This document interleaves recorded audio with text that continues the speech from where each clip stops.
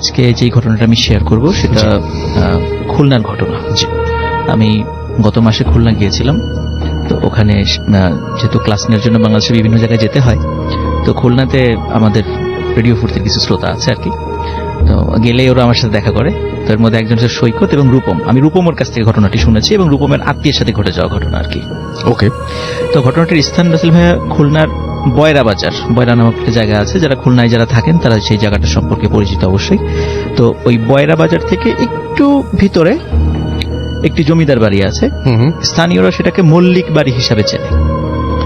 তো ওই বাড়িটার মানে আমি ওখানে যাই নাই, কিন্তু ওইখানে ও যেভাবে বলেছে, রূপম যেভাবে বলেছে সেভাবে আমি বর্ণনা করছি যে ওই বাড়িটার পাশে বিশাল বাগান রয়েছে।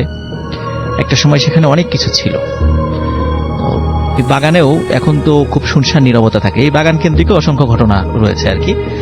আর ওই বাড়িটা কেন্দ্রিক আছে রাসেল ভাই, সেই ঘটনাটা আমি শেয়ার করবো এখন আর কি। তো যিনি মানে এই রূপমের যাদের সম্পর্কে বলেছেন তাদের মানে আত্মীয় আর কি, ভাই হয় সম্পর্কে। তো প্রথম যার সঙ্গে ঘটনাটা ঘটে, ওনারা 4 ভাই। একজনের নাম হচ্ছে মহসিন, যিনি সবচেয়ে বড়। মেজজনের নাম হচ্ছে মাসুম, সে দুজনের নাম হলো মামুন, এবং সবার ছোট যিনি নাম হলো মোহাম্মদ আলী। 4 ভাই ওনারা। তো ফার্স্ট যিনি মহসিন, যার নাম ছিল, ওর বয়স তখন ছিল 27 কিংবা 28 বছর। ঘটনাটি শুরু কিন্তু 1996-97 সালের দিকে। 27 বা 28 বছর ওনার বয়স ছিল। হঠাৎ মানে এমনিতেও তো ওনাদের ওই জমিদার বাড়িতে বিভিন্ন ছোটখাটো সমস্যা দেখে দেখে ওনারা অভ্যস্ত ছিলেন। বিশেষ করে ওই বাগানের ওই সাইডটাতে মাঝে মাঝে রাতের বেলা অনেক আলো দেখতেন, ওনারা দেখে আসলে ওনারা অভ্যস্ত ছিলেন। কিন্তু নতুন করে কিছু সমস্যার সূত্রপাত ঘটে। যেমন হঠাৎ রাতের বেলা ওনার মনে হতো ছাদের উপরে ওই যে আমরা যখন ওই যে বুলডোজার যেটা চলে রাস্তায়, অনেক সময় যে ভয়ঙ্কর শব্দ শুনি বুলডোজার চলে, মনে হতো মানে ছাদের উপর দিয়ে বুলডোজার চলছে, মানে এরকম শব্দ হতো এবং খুব ধূপধাপ শব্দ হতো।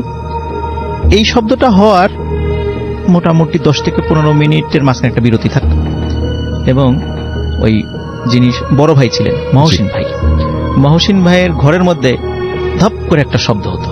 আচ্ছা। তো মনে হলো কেউ হয়তো বা কোনো কাঠের উপরে জোরে একটা শব্দ করেছে, এরকম মনে হতো।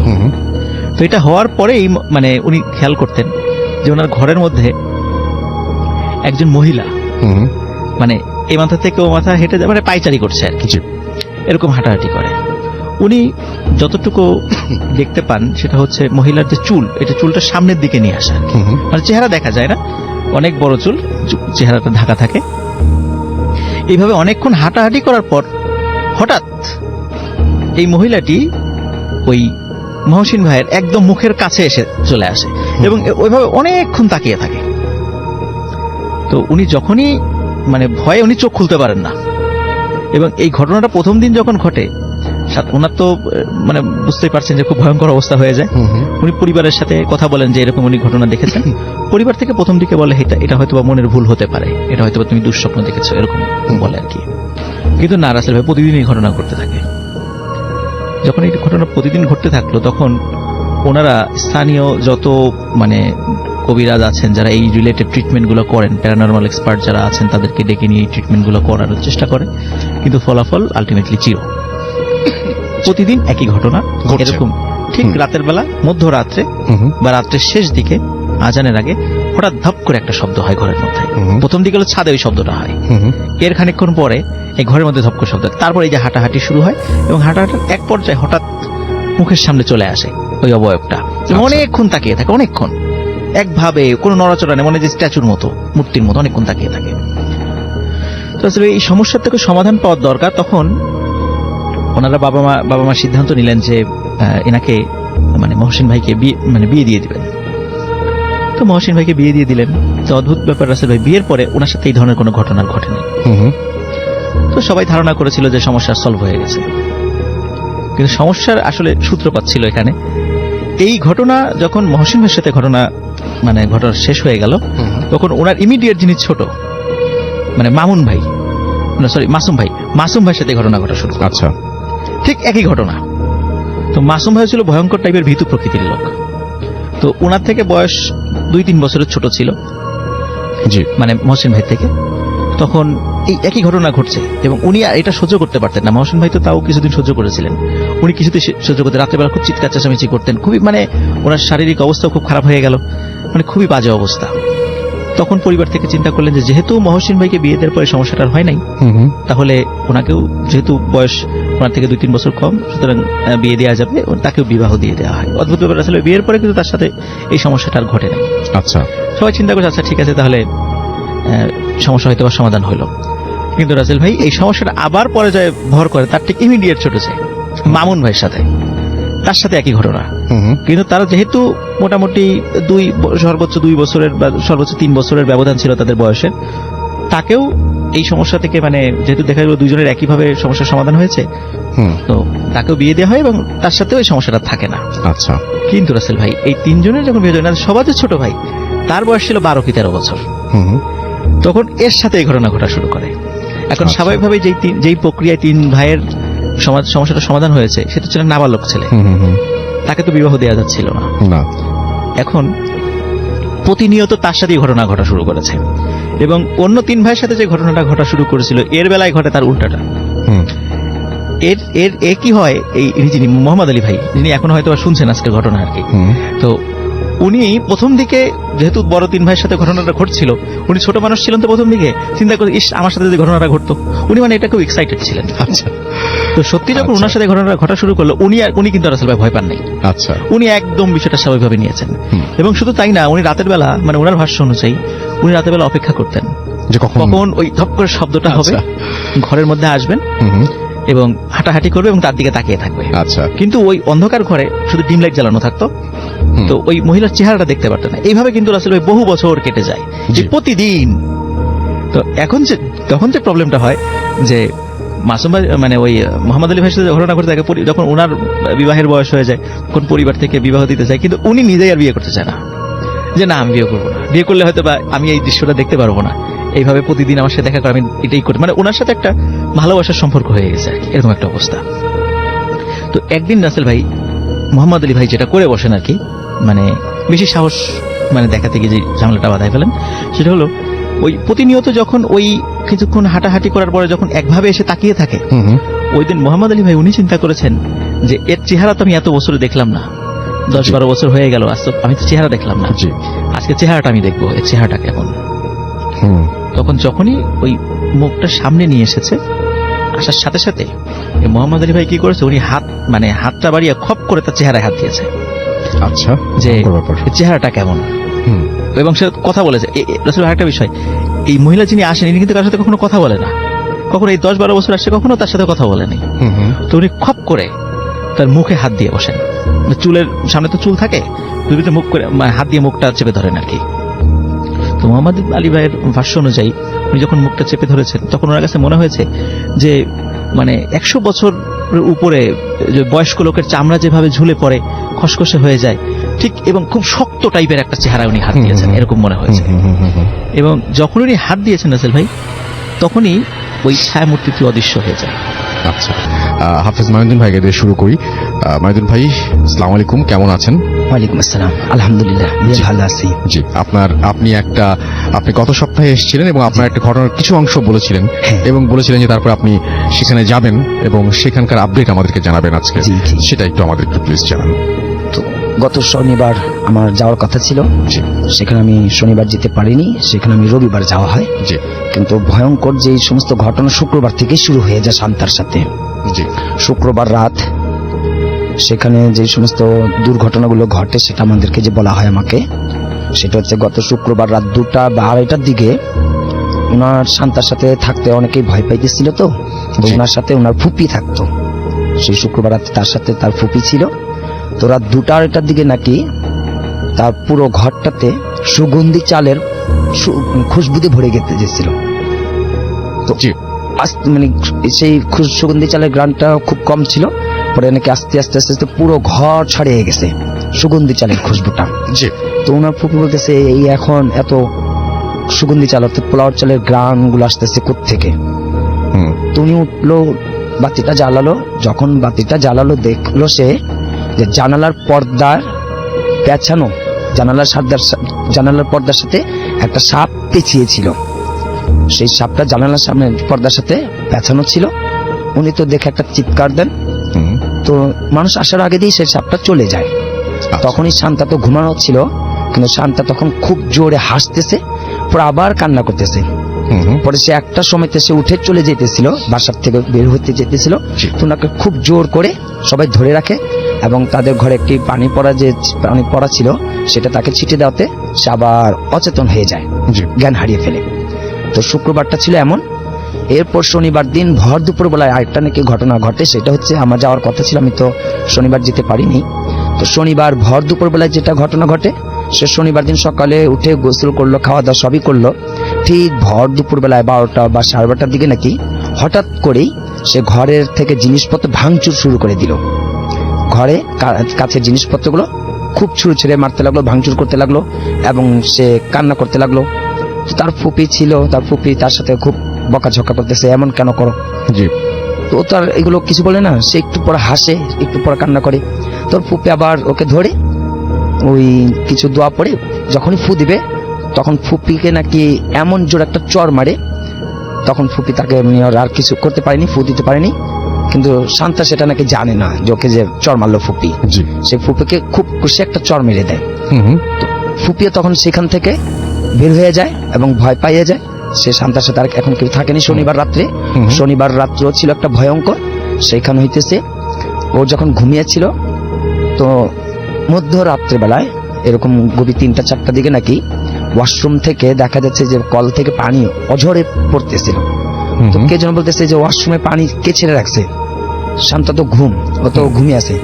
তো ঘরে যখন ওয়াশরুমে গেছে পানিটা দেখার জন্য যে কে কল ছেড়ে রাখছে বন্ধ করবে, সে যখন দরজাটা নাকি ওয়াশরুমের দরজাটা খুলছে, সেইখানেও নাকি যে ওনার চাচা হয় না কি যেন হয়, তাকেও সেখানে একটা চর মারে।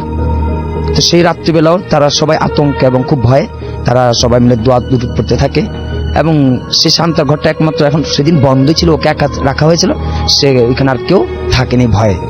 রবিবার দিন আমি যখন গিয়েছি বিকেল বেলা সন্ধ্যার দিকে আর কি, আমি বসে সবাইকে বললাম ঠিক আছে আসেন। সবচেয়ে বড় ভয় ছিল যে আমি যখন গিয়ে ওকে ডাকছি শান্তার কে বসে, সে কোনো মতেই উঠবে না, সে হাসতেছে।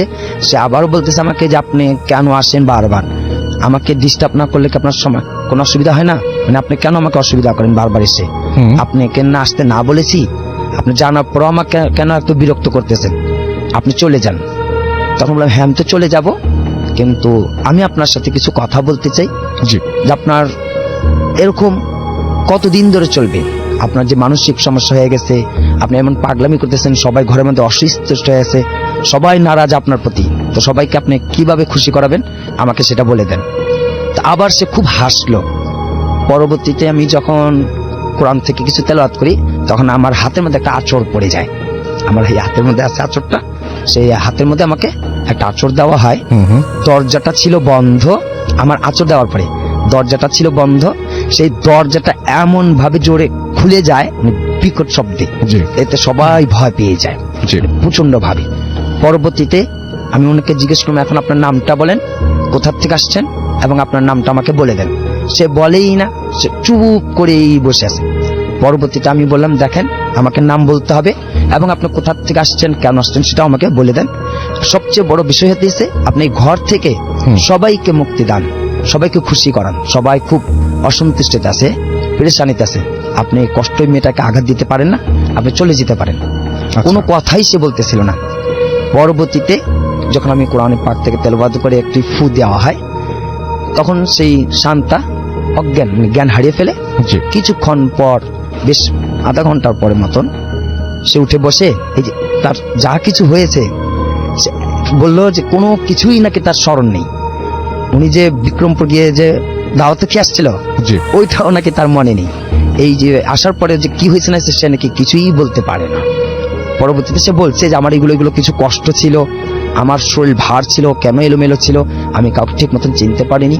তবে এই যে আমাদের এই কাজ যে সাপ জিন সাপটা প্রচন্ড শক্তিশালী এবং ক্ষমতাধর ছিল, যা খুবই কষ্ট হয়েছে, যে আমিও আঘাত পেয়েছি। এমন একটি খুব ভয়ঙ্কর জিনটা ছিল এটা। তা এখন ছাড়ানো হয়েছে, কিন্তু ও বলছে যে আমি আবারও দেখা করব, আমি আবারও আসবো, আমি আবার ওর সাথে দেখা করে যাব। তো আমি এটাও বলছি, উনি আমাকে বলছে যে পূর্ণিমা যখন হয় আর আমাবস্যা যখন হয় আমি ওই সময়তে দেখা করব, যদি সম্ভব হয় ওই সময়তে তাকে হেফাজত করে নিও। কিন্তু সে বলছে আমাবস্যা এবং পূর্ণিমায় আমি ওর সাথে দেখা করব। ওকে, এটাই ছিল ভাইয়া। Thank you so much. আমরা এখন যাচ্ছি আমাদের আফনান ভাইয়ের কাছে এবং তার কাছ থেকে আমরা সেকেন্ড যে ঘটনা তার সেটা শুনবো। আশা করছি আপনাদের ভালো লাগবে। ধন্যবাদ রাসেল ভাই দ্বিতীয়বার সুযোগ দেওয়ার জন্য। রাসেল ভাই, এমনিতে সাধারণত সরাসরি ঘটনায় চলে যাই, জি, তো আজকে আসলে আমি এখানে এসে সবার ঘটনা শুনে আমার এতটাই ভালো লাগছে যে আমি কোনো কোনো ঘটনা আসলে কমপ্লিমেন্ট না করে কিন্তু থাকতে পারছি। আচ্ছা, জি বলেন। স্পেশালি ফার্স্টে যে আপুটা এসেছিলেন নরওয়ের অসলো থেকে, জি, আমার এক বন্ধু আছে নরওয়ের অসলোতে থাকে। জি, বছর দুয়েক আগে ও আমাকে একবার বলেছিল যে অস্ট্রেলিয়ার নিস নামক একটা জায়গায় এরকম একটা জায়গা আছে যেখানে গেলে নাকি সুইসাইড করতে ইচ্ছা করে, বাট সেটা কি কোনো চার্চের ওখানে কিনা এরকম কিছু বলে নাই আমাকে। তো আমি ওকে বলেছিলাম যে ঠিক আছে আমাকে এরকম ঘটনা পেলে জানা, কিন্তু পরবর্তী ওর সাথে আমার যোগাযোগ করার সম্ভব হয় নাই। জি, তো আমি তো জানতাম না আপু ঠিক ওই জায়গার ঘটনাটাই বললো। আমার পাশ থেকে যখন বলছিল জি, আমি খুব মনোযোগ দিয়ে শুনছিলাম যে আসলে ওই এটা তো এরকম একটা কথা তো আগে আমাকে বলেছিল আমার এক বন্ধু। আর রাসেল ভাই, অনেকে বিশ্বাস করে না যে এরকম জায়গা থাকতে পারে। আমি এর আগেও কিন্তু অনেকদিন আগে একটা ঘটনা বলেছিলাম, জাপানের ফুজিয়ামা শহরের, জি, জাপানের ফুজিয়ামা শহরে একটা জঙ্গল আছে, সবাই এটাকে সুইসাইড ফরেস্টই বলে। ওখানে কেউ গেলে ওখানে সবাই ইচ্ছা করে যে সুইসাইড করবে, এবং যারা ওখান থেকে সুইসাইড করে অ্যাটেম্প্ট নেয় কিন্তু করতে পারে না, বেঁচে ফিরে আসে, ওরা কিন্তু বাকিটা জীবন মেন্টালি ডিসেবল হয়ে থাকে। আচ্ছা, সুতরাং এরকম ওয়ার্ল্ডে কিন্তু এরকম বেশ জায়গা আছে এরকম অবিশ্বাস করার কিন্তু কোনো উপায় নেই। বিশেষ করে ইউরোপিয়ান কান্ট্রিগুলোতে এর পরিমাণ অনেক বেশি, বরং আমাদের এশিয়াতেই সেটা কম, ওখানে অনেক বেশি। আর জাদুবিদ্যার সবচেয়ে বেশি চর্চা হয় কিন্তু রাসেল ভাই আফ্রিকাতে এবং দক্ষিণ আমেরিকাতে, এটা সবচেয়ে বেশি হয়। তো রাসেল ভাই, এখন আমি সরাসরি আমার ঘটনাটা চলে যাচ্ছি। তো এই ঘটনাটি রাসেল ভাই আমাকে দিয়েছে আমাদের রাজবাড়ী ভৌতিক টিমের সদস্য সচিব। আমিও এর আগে অনেক ঘটনা দেয় আর কি, আজকে এবারও দিয়েছে। সরাসরি ঘটনাটা চলে যাই। ঘটনাটির সময়কাল রাসেল ভাই 1997 সালের দিকের ঘটনা। জি, এই ঘটনাটি মানে একটু ব্যাকগ্রাউন্ড আমাকে একটু নিয়ে আসতে হবে বলার জন্য।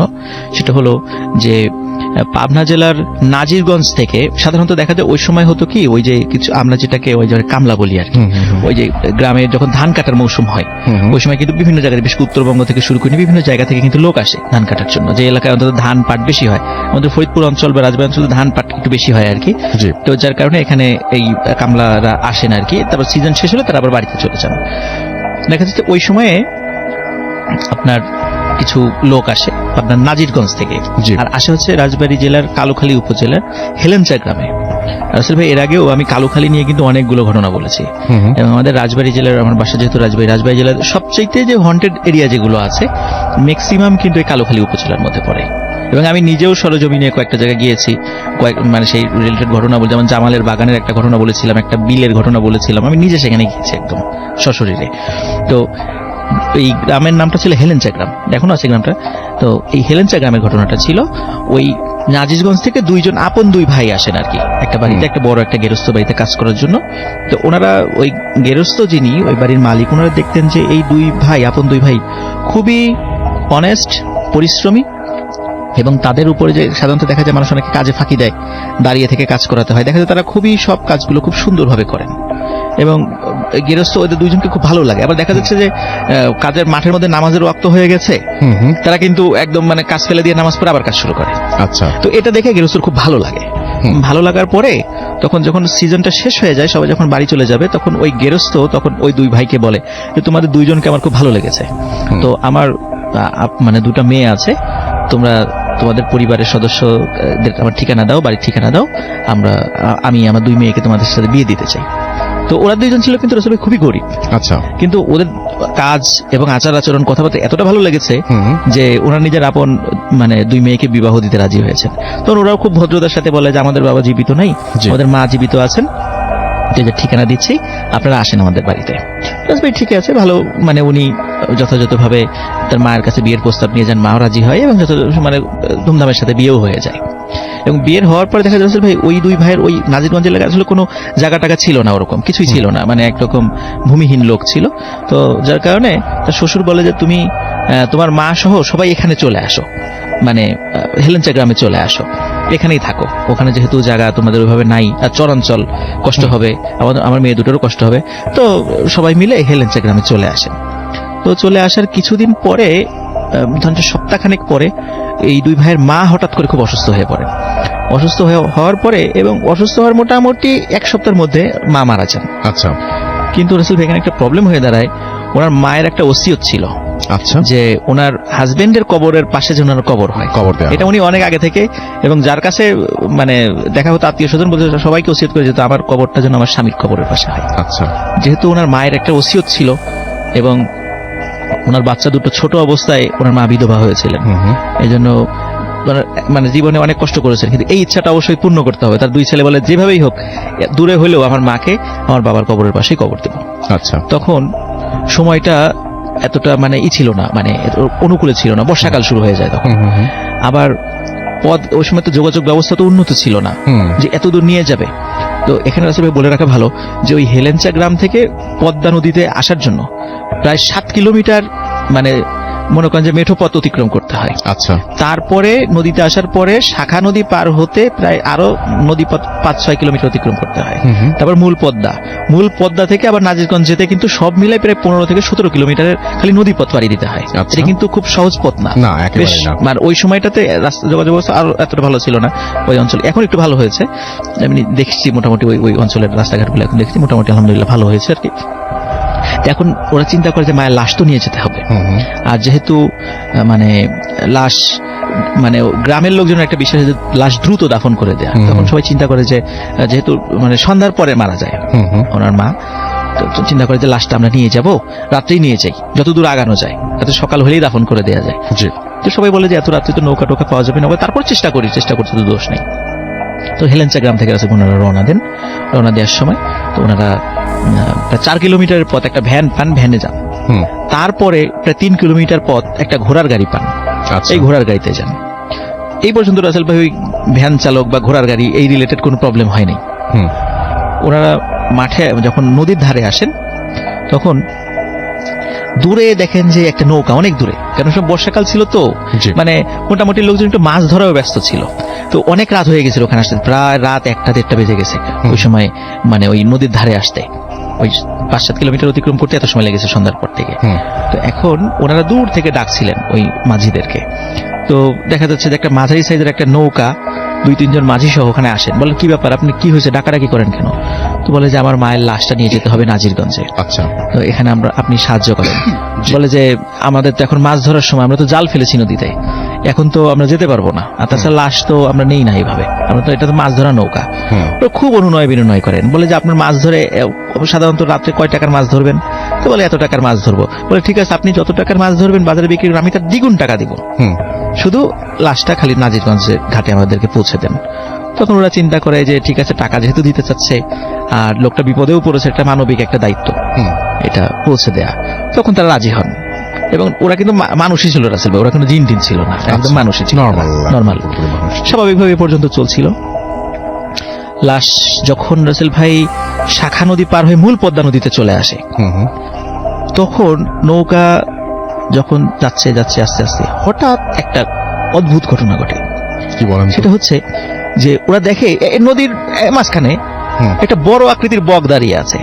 আচ্ছা, ইন্টারেস্টিং ব্যাপার। বড় আকৃতির বক রাসূল ভাই, এর বক কিন্তু রাসূল পানির উপর দাঁড়ায় না, এটা হয়তো বা ওই চট পড়লে দাঁড়ায় এর উপরে। রাইট।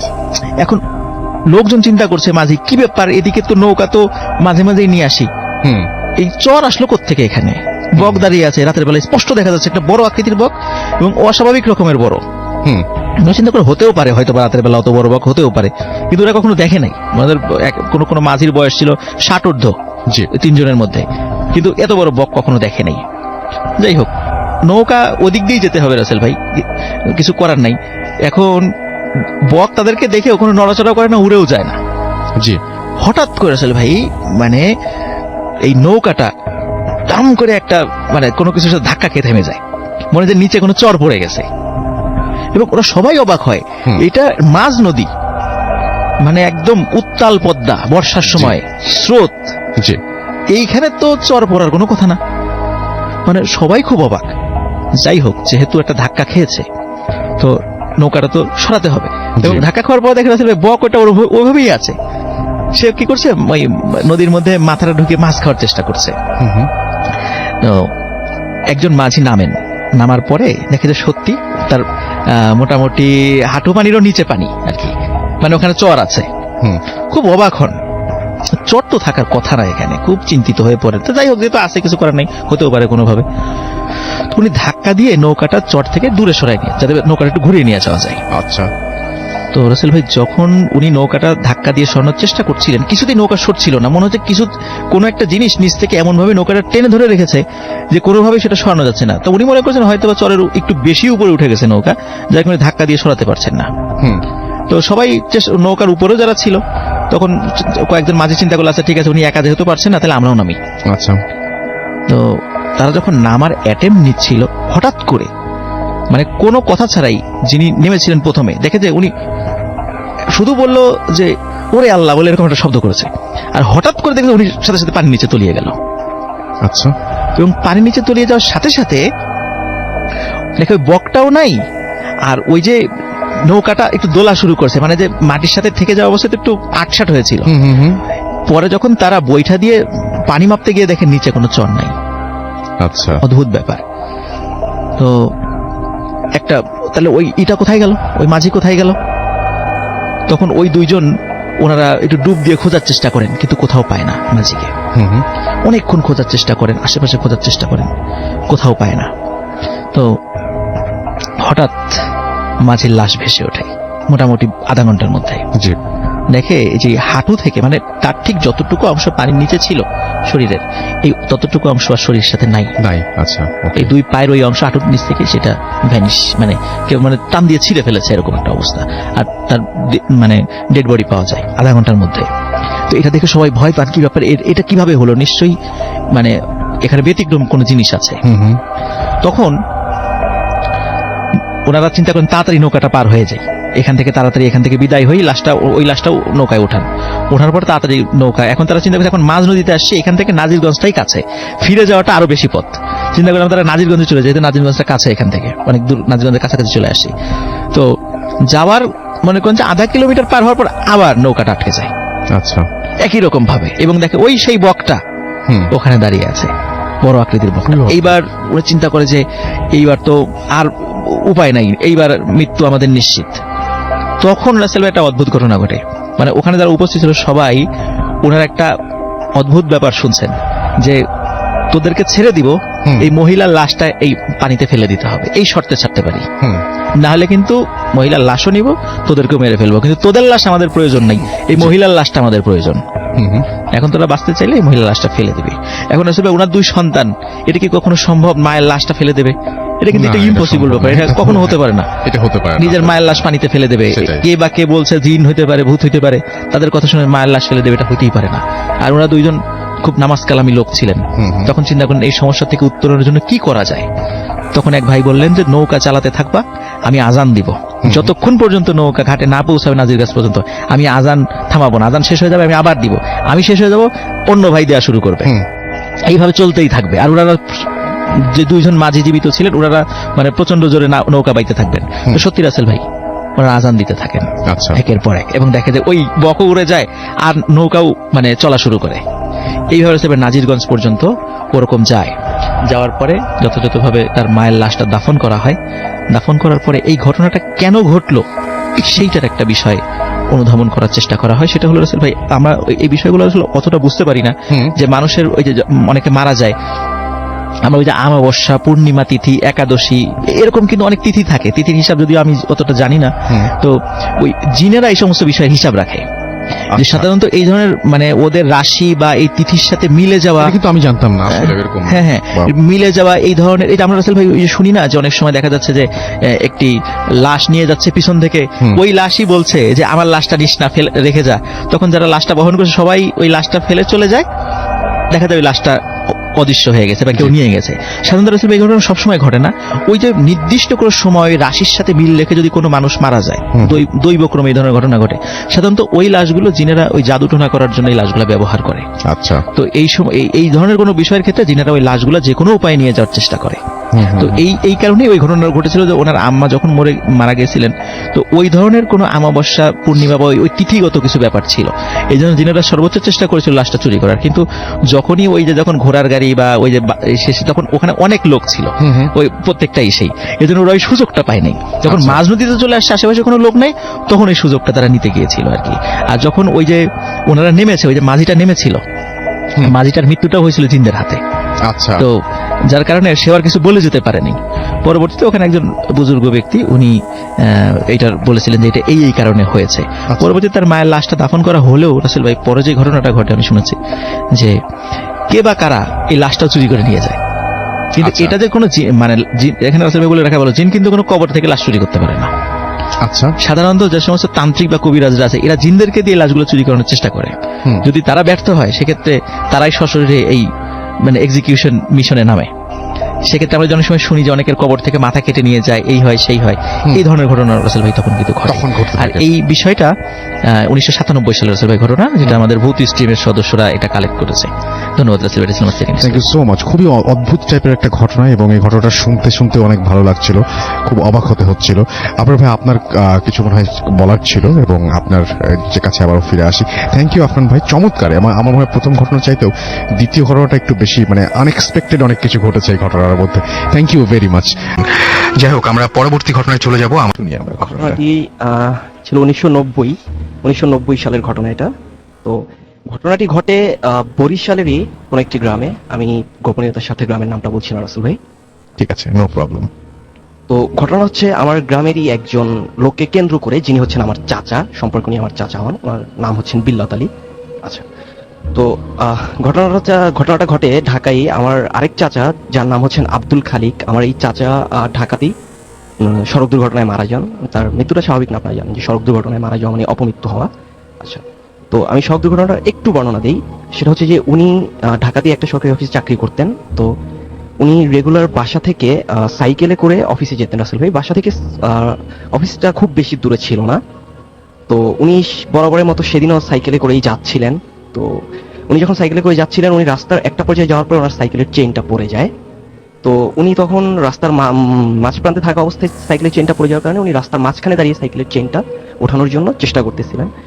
তো অপর প্রান্ত থেকে একটি দ্রুতগামী ট্রাক এসে রাসেল ভাই তাকে চাপা দিয়ে যায়, ট্রাকের নিচে চাপা পড়ে উনি মারা যান। তো আমি একটু বলি যে উনি যখন ট্রাকের নিচে চাপা পড়েন তখন ওনার দুই থাইস রান এদিকে আর কি বিচ্ছিন্ন হয়ে যায় শরীর থেকে, এবং তার মাথাটা বিচ্ছিন্ন হয়ে যায় এবং মাথাটা একটু বিভৎস হয়ে যায়, আর যেটা বুঝতে পারতেছেন আর কি। তো রাসেল ভাই যথারীতি লাশ মর্গে নেওয়া হয়। মর্গে নিয়ে তদন্ত শেষে লাশটা আর কি তার গ্রামের বাড়ি বরিশালে পাঠিয়ে দেওয়া হবে। তো রাসেল ভাই তো মর্গ থেকে ওইখান থেকেই তাকে মানে কাফন পরিয়ে আর কি, কাফনের কাপড়টা পরিয়ে আর কি বরিশালের উদ্দেশ্যে পাঠিয়ে দেওয়া হয়। তো লাশটা নিয়ে যখন বরিশালের উদ্দেশ্যে রওনা দেন, তখন বরিশালে তার লাশটা নিয়ে পৌঁছাতে রাত 3টা বেজে যায়।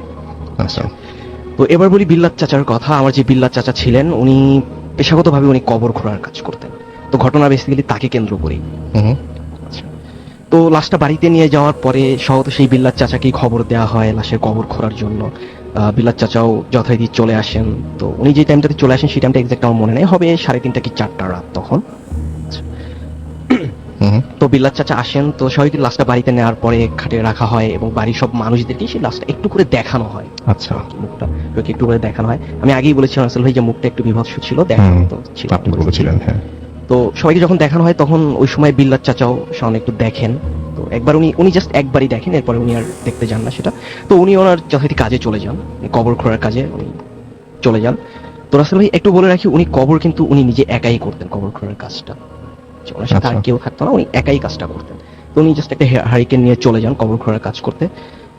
তো উনি কবরটা খুঁড়তে থাকেন। কবরটা খোঁড়ার প্রায় 2/3 কাজের যখন হয়ে যায়, তখনই উনি শুনতে পান যে উনি যখন উপর হয়ে যখন কবর খোঁড়ার কাজটা করছিলেন, তখনই উনি একটু পিছন থেকে উনি শুনতে পান কেউ ওনাকে বলছেন, ভাই কি করে। আচ্ছা, তো উনি স্পষ্টত আওয়াজটা শুনতে পান, বাট উনি আসলে তখন কিছু মনে করেন না।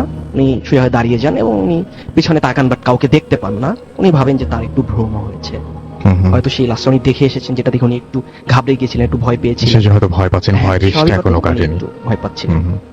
আচ্ছা, তো যথারীতি উনি আবার কাজে মন দেন। ঠিক তার 5 থেকে 6 মিনিট পরে উনি সেই আওয়াজটাই শুনতে পান, কিন্তু এবার তার খুব কাছে। যখন আপনি নিচু হয়ে কোনো কাজ করবেন তখন আপনার কানের কাছে যদি কেউ কথা বলে যেভাবে হচ্ছিল ঠিক উনি সেভাবে শুনতে পান যে তার কানের কাছে সেই কথাটাই বলছে, ভাই কি করে। এবার উনি একটু ঘাবড়ে যান, উনি স্পষ্ট শুনতে পান এবং উনি সাথে সাথে পিছনে ঘুরে তাকান। উনি পিছনে ঘুরেই যা দেখেন রাসেল ভাই, সেটার জন্য উনি কখনোই প্রস্তুত ছিলেন না। উনি দেখেন একটু আগে বাড়িতে যেই লাশটাকে উনি খাটের উপরে দেখে এসেছেন সেই লাশটাই তার পেছনে দাঁড়ানো, কাফনের কাপড় পরা অবস্থায় সেই বিভৎস মুখটা। আচ্ছা, তো এটা দেখার পরে উনি আর নিজেকে কন্ট্রোল করতে পারেন না, উনি ঠিক সেই কবরের ভিতরেই অচেতন হয়ে পড়ে যান। তো উনি কত সময় পড়েছিলেন তা ঠিক বলতে পারবো না, কিন্তু উনি কাজ করতে যাওয়ার পরে বাড়িতে এদিকে সবাই তার জন্য অপেক্ষা করছিলেন যে বিল্লাত ভাই কবর খোঁড়ার কাজ করতে গেলেন, কিন্তু এখন উনি ফিরে আসছেন না কেন। এটা ভেবে সবাই তখন 2-4 জন লোক যায় সেখানে, আমার বাবাও থাকেন, আমার বাবা সহ আমার চাচা এবং আরো 2-1 জন লোক যান সাথে। তারা সবাই গিয়ে সেখানে দেখতে পান সেই বিল্লাত চাচা কবরের ভিতরে অচেতন অবস্থায় পড়ে রয়েছেন উপর হয়ে। আচ্ছা, তো তাকে উপর হয়ে পড়ে আছেন, উপর হয়ে পড়েছে, উপর হয়ে পড়ে আছেন। তো স্বাভাবিকত তাকে ধরে নিয়ে আসা হয় সেখান থেকে। তাকে বাড়িতে এনে তার মাথায় পানি দেওয়া হয়, চোখে মুখে পানি ছিটা দেওয়া হয়, তাকে পানি খাওয়ানো হয়। এরপরে তিনি একটু আশ্বস্ত হওয়ার পরে, একটু সুস্থ হওয়ার পরে ওইখানে চিৎকার দিয়ে আবার অচেতন হয়ে পড়ে যান। তো আবার সবাই তখন যাকে ধরে নিয়ে আসে মাথায় পানি টানি দিয়ে যখন আবার তাকে সুস্থ করা হয়, এবার তাকে জিজ্ঞেস করা হয় এবার কি হয়েছিল। এবার রাসেল ভাই উনি বলেন যে আমি খালিক ভাইয়ের কণ্ঠে শুনতে পাচ্ছি সে কবরের ভিতর থেকে কেউ বলছে, ভাই আমাকে একাই রেখে কোথায় যান। তো এই ঘটনা শোনার পরে রাসেল ভাই এখানেই ঘটনা শেষ না, তো সবাই চলে আসে বাড়িতে, বিল্লাত চাচা ওনার বাড়িতে চলে যান, সবাই সবার বাড়িতে চলে যান। তো ওই দিন রাত থেকে বিল্লাত চাচার সাথে আরেকটু ঘটনা ঘটতে থাকে, সেটা হচ্ছে যে উনি রাতে যখন ঘুমাতে যান, তো উনি রাতে ঘুমের একটা পর্যায়ে উনি স্বপ্ন দেখেন সেই আব্দুল খালিক চাচাকেই, যেই চাচা ওনাকে বলছেন ভাই আমি ভালো নেই। তো উনি প্রথম দিন এই স্বপ্নটা দেখতে পান, দেখার পরে উনি খুব বিচলিত হন, খুব ভয় পেয়ে যান, বাট উনি তারপরও কাউকে কিছু বলেন না, কোনো কিছুর তোয়াক্কা না করে ঠিক পরের দিনের জন্য আবার একই সময় উনি রাতে বিছানায় চলে যান। ঠিক সেম স্বপ্ন রাসেল ভাই সেম ভাবে সেম কণ্ঠেই সেই আব্দুল খালিক চাচা আবার বলছে ভাই আমি ভালো নেই। এভাবে চলতে থাকে। ঠিক তার পরের দিন সেম থার্ড ডে তো একই ঘটনা, একই কণ্ঠে তিনি আব্দুল খালিক চাচার এই কথাটা শুনতে পান, ভাই আমি ভালো নেই। তো এই 3 দিন যাওয়ার পরে চতুর্থ দিনের মাথা থেকে রাসেল ভাই বিল্লাত চাচা প্রচন্ড অসুস্থ হয়ে পড়েন এবং উনি 1 মাসের মতো অসুস্থ ছিলেন এবং ভয়াবহ জ্বর সহ বমি এবং ঠান্ডার যে প্রভাবটা ছিল সেটা সহ উনি অস্বাভাবিক রকমের অসুস্থ ছিলেন।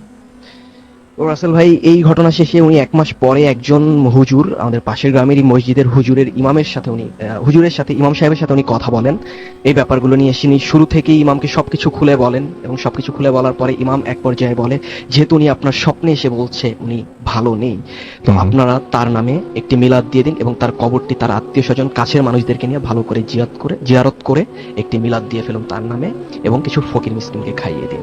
তো তার কথা মতো তার রিলেটিভস, তার আত্মীয় স্বজনরা, সে বিল্লাত চাচাও সেখানে ছিলেন, তারা সবাই উপস্থিত থেকে তার নামে একটি মিলাদ দিয়ে দেন এবং তার কবরটি খুব ভালো করে জিয়ারত করার পরে বিল্লাত চাচার সাথে আর কোনো কিছু ঘটেনি। তারপর থেকে বিল্লাত চাচা এখন পর্যন্ত সুস্থ আছেন।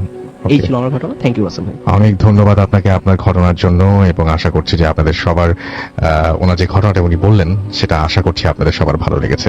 যাই হোক, শুনছেন সবসময় রেডিও ফুর্তির .FM, আমি রাসেল আছি সাথে, এবং এই মুহূর্তে আপনারা শুনছেন ভূত FM, মানে ভূত FM চলছে এবং আমার কাছে ভূত FM এর আরো একটা ঘটনা আছে, সেটা আমরা একটু পড়ে শোনাতে চাই। তবে তার আগে আপনাদেরকে জানাই যে আমাদের যদি আপনারা SMS করতে চান তাহলে SMS করতে হলে নিয়মটি হচ্ছে মোবাইলের মেসেজ অপশনে গিয়ে টাইপ করবেন ফুর্তি, FOORTI ফুর্তি, স্পেস দিয়ে লিখবেন আপনার নাম, স্পেস দিয়ে লিখবেন আপনার মেসেজ, পাঠিয়ে দিতে হবে 9840 নাম্বারে। আর আমাদের যদি ইমেল করতে চান আমাদের ইমেল অ্যাড্রেস হচ্ছে bhutfm@radiofurti.fm, which is BHWTFM@radio। ভয় পেতে পারি এবং আমার সবকিছু, আমার সমস্ত লজিক উল্টাপাল্টা হয়ে যেতে পারে।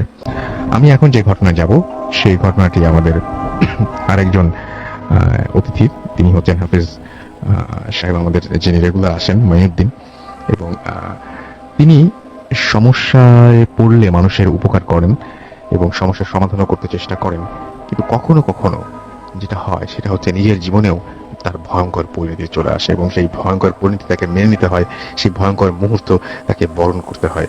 এরকম একটা অবস্থার মধ্যে তিনি পড়েছিলেন।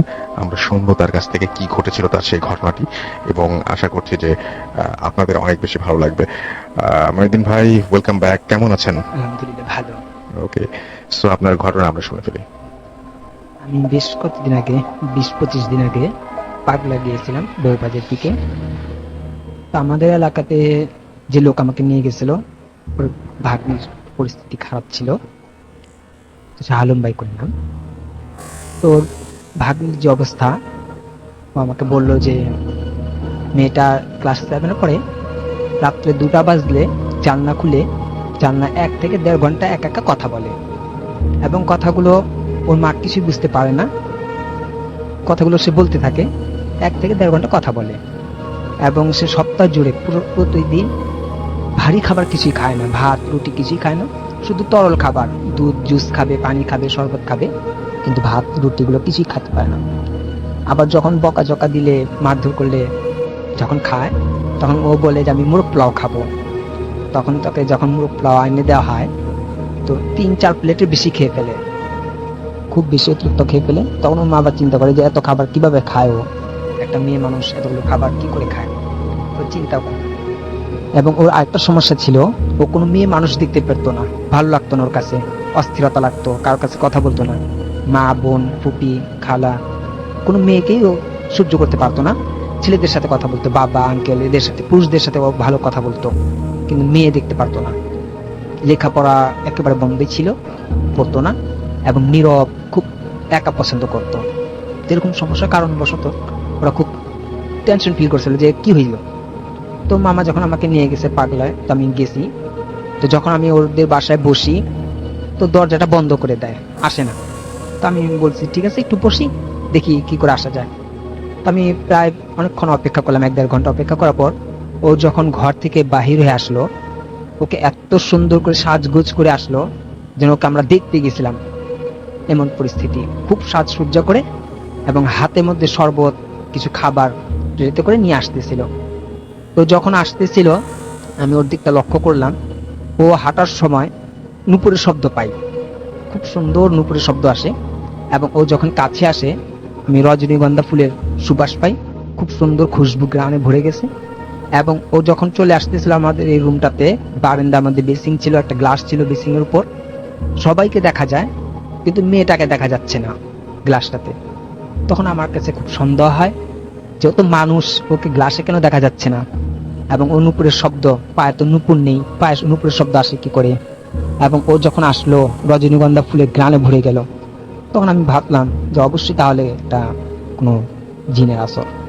তো যখন ও এসে বসলো আমার কাছে, এসে যখন বসে আমার কাছে বসলো, ও আমার ডান হাতের মধ্যে একটা চুমু দিল, তখন আমার ভিতরে একটু খুব ভয় কাজ করলো। এবং পাশের যে তারা ছিল, ঘর ভর্তি মানুষ ছিল, ওরা বলতে লাগলো দেখো ওর ভিতর কোনো জিন ভূত কিছুই নেই, ও বড় হয়ে গেছে, ওর জন্য একটা ভালো ছেলে দেখে বিয়ে দেওয়ার ব্যবস্থা করে দাও, দেখবে সব ঠিক হয়ে গেছে, ওর কোনো জিন ভূতের কোনো কিচ্ছু নেই। তখন আমি বলে দিলাম যে দেখেন আপনারা সবাই বাহিরে চলে যান, আমাকে যিনি নিয়ে আসছে মিস্টার আলম ভাই থাকবে, আর ওনার বাবা থাকুক, বাকি সবাই বাহিরে চলে যান, আমি ওকে দেখবো। তো যখন ও আমার হাতে চুমু দিল এবং আমার হাতটা কাঁপতেছিল, তখন মেয়ে বলতেছে আপনার হাত কাঁপে কেন? তখন আমি বলছি বয়স বেশি হয়ে গেছে তো তাই জন্য হাত কাঁপতেছে। তো যখন আমি ওর বসালাম, দরজাটা বন্ধ করে ওর বাবা এবং মামাকে রেখে, আমি ওর হাত দুটোর আঙ্গুলটা যখন চাপ দিই এবং সেটা জিনের পাচা একটা যখন পড়ি, তখন ওর পরিস্থিতি খুব ভয়াবহ হয়ে যায়। তার চোখ দুটো এমন অবস্থা হয় যা দেখে ওর বাবা বলতেছে যে আমার শরীরের অবস্থা অনেক খারাপ হয়ে গেছে, আমার পেছনের সাইড মাথাটা এবং খুব ব্যথা করতেছে, আর অস্থিরতা লাগতেছে, আমার ভালো লাগতেছে না, আমি বাইরে চলে যাই, আপনি কাজ করেন, ও মামা থাকবে। তো মামা বলতেছে আমার একই অবস্থা, আমার খারাপ লাগতেছে। তো ওর মামা বিছানায় একটা বালিশ নিয়ে ঘুমিয়ে পড়লেন, খুব সচেতন হয়ে গেলেন, ওরও ভালো লাগতেছে না বলে। তো আমি ওকে জিজ্ঞেস করলাম তোমার নাম কি? তো বলতেছে আমি বলবো না। তুমি কোত্থেকে আসছো? বলে না আমি বলবো না, আমি আমার নামও বলবো না, আর আমি এখান থেকে যাব না, আমি সাইমাকে মারবো, সাইমাকে খুব আঘাত করব, ওকে খুন করে ফেলবো, ওকে মেরে ফেলবো। তখন বলছেন সাইমাকে মেরে ফেলবে তুমি কে? তখন বলতেছে আমি ঐশী, আমি সাইমা না। তুমি সাইমা না, ঐশী কে? তখন বলতেছে আমি পড়ি। তো রিক্সাওয়ালাটা নিচে নেমে গেল, আমি ভাবছি হয়তো প্রসাব করতে যাবে, কিন্তু দেখি আর আসে না, 10-15 মিনিটের বেশি হয়ে গেল। তখন আমি রিক্সার বেলটা বাজিয়ে বলতেছি ভাইয়া কোথায় গেলেন, আসেন না কেন? তো দেখি আসে না। আমি হাঁটা শুরু করলাম যে থাক, ও যেখানে যাক, আমি হাঁটা শুরু করে কখন যে পুস্তকালয়ের দিকে চলে আসছি আমার নিজেও খেয়াল নেই। এসে দেখি সেই রিক্সাওয়ালা ওইখানে দাঁড়ানো। আমি যখন পাগলা থেকে হাঁটতে হাঁটতে পুস্তকালয়ের দিকে চলে আসি, ওই রিক্সাওয়ালাকে ওই অবস্থাতে আমি দেখতে পাই ওই জায়গায়। তখন আমি নিজেকে বলি দাঁড়া। তো তুই জিন না মানুষ আমি দেখবো এখন, তুই কার সাথে এরকম খেলা করিস। তখন সামনে গিয়ে আমি সুরাজ জিনে 5-4টা যখন পড়ি, ও রিক্সাওয়ালা আমার উপরে খুব চড়া হয়ে যায় যে তুই আমাকে কেন বিরক্ত করিস, বারবার কেন আমার পিছু নিস। আমি বললাম তুমি কে, মানুষ না জিন? বলছে, আমি যেই হইতে আমার বিরক্ত করিস কেন। তো আমার ঘাটটা ধরে খুব ঝাঁকি দেয়, এত ঝাঁকি দেয়। তখন আমি ভাবছি যে ঠিক আছে, এটা মানুষ নয়, এটা খারাপ। তখন আমি আবার আয়াতুল কুরসি পড়ে, তখন ওর মধ্যে ও ভ্যানিশ হয় আর কি, দেখা যায় না আর, রিক্সাটা পড়ে থাকে, ও নাই। এরপর যখন আমি বাসায় চলে আসি, বাড়িতে আমার 3 দিন, আমার আম্মু পর্যন্ত এটা খেয়াল করে। বাড়িতে আমি যখন চলে আসি, বাড়ির মধ্যেও আমার একটি অবস্থা হয়, আমার মতো আম্মু মাথার সামনে বসে হাসতে থাকে। আমার আম্মু দেখতেছে, আমি তো আমার রুমে বসা, কিন্তু আমার আম্মু দেখতেছে, আমার আম্মুর কাছে কাছে আমি সবসময় থাকতেছি। এবং আমি প্রায় 20-22 দিনের মতো আমি 1 গ্লাস পানি পর্যন্ত খেতে পারিনি, কোনো খাওয়া দাওয়া সব বন্ধ ছিল, কোনো খাওয়া দাওয়া করতে পারিনি, 1 গ্লাস পানিও না। আম্মু আমাকে নিয়ে খুব বকাঝকা করে, এতে আম্মুর উপরে একটু সমস্যা দেখা দেয়। আম্মুর হাতে একটু আঘাত পায়, আম্মুকে ধাক্কা দেয়, এবং আম্মু সচক্ষে দেখে যে আমি আম্মুর মাথার সামনে বসে হাসতেছি বা আম্মুকে ভয় দেখাচ্ছি। তা আম্মু আমাকে বলতেছে কি ব্যাপার, তুই আমার পিছনে এরকম কেন করিস? তা বলছি দেখেন আমি তো ঘরে।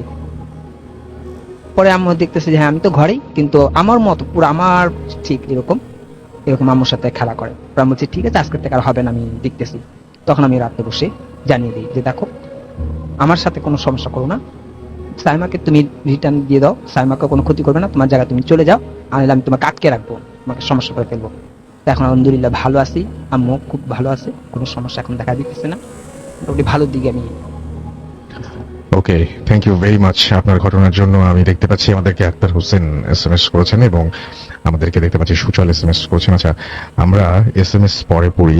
আমরা আমরা আরেকটা ঘটনায় চলে যাই। আপনার নামটা আরেকবার প্লিজ একটু বলবেন, তারপর আপনার ঘটনা শুনবো আমরা। সেকেন্ড যে ঘটনাটা আপনার আছে সেটা আমরা একটু শুনে ফেলি। থ্যাংক ইউ রাসেল ভাই। This is Sajid again. Hello listeners. Rasel ভাই, এখন আমি যে ঘটনাটা শেয়ার করতে চাচ্ছি এটা হচ্ছে একটা বাড়ি কেন্দ্রিক। বাড়িটা ঢাকাতেই, বাট বাড়িটা কোথায় আমি অ্যাড্রেসটা বলছি, লোকেশনটা আমি উজ্জ্বল রাখছি। ওকে, আচ্ছা, ঘটনা শুরু করি।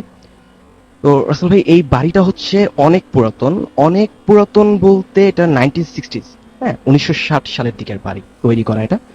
তো ওই এলাকাতে এটা হচ্ছে অন্যতম প্রধান একটা পুরাতন বাড়ি, মোটামুটি সবাই চেনে, বেশ একটা পরিচিতি আছে এই বাড়িটার।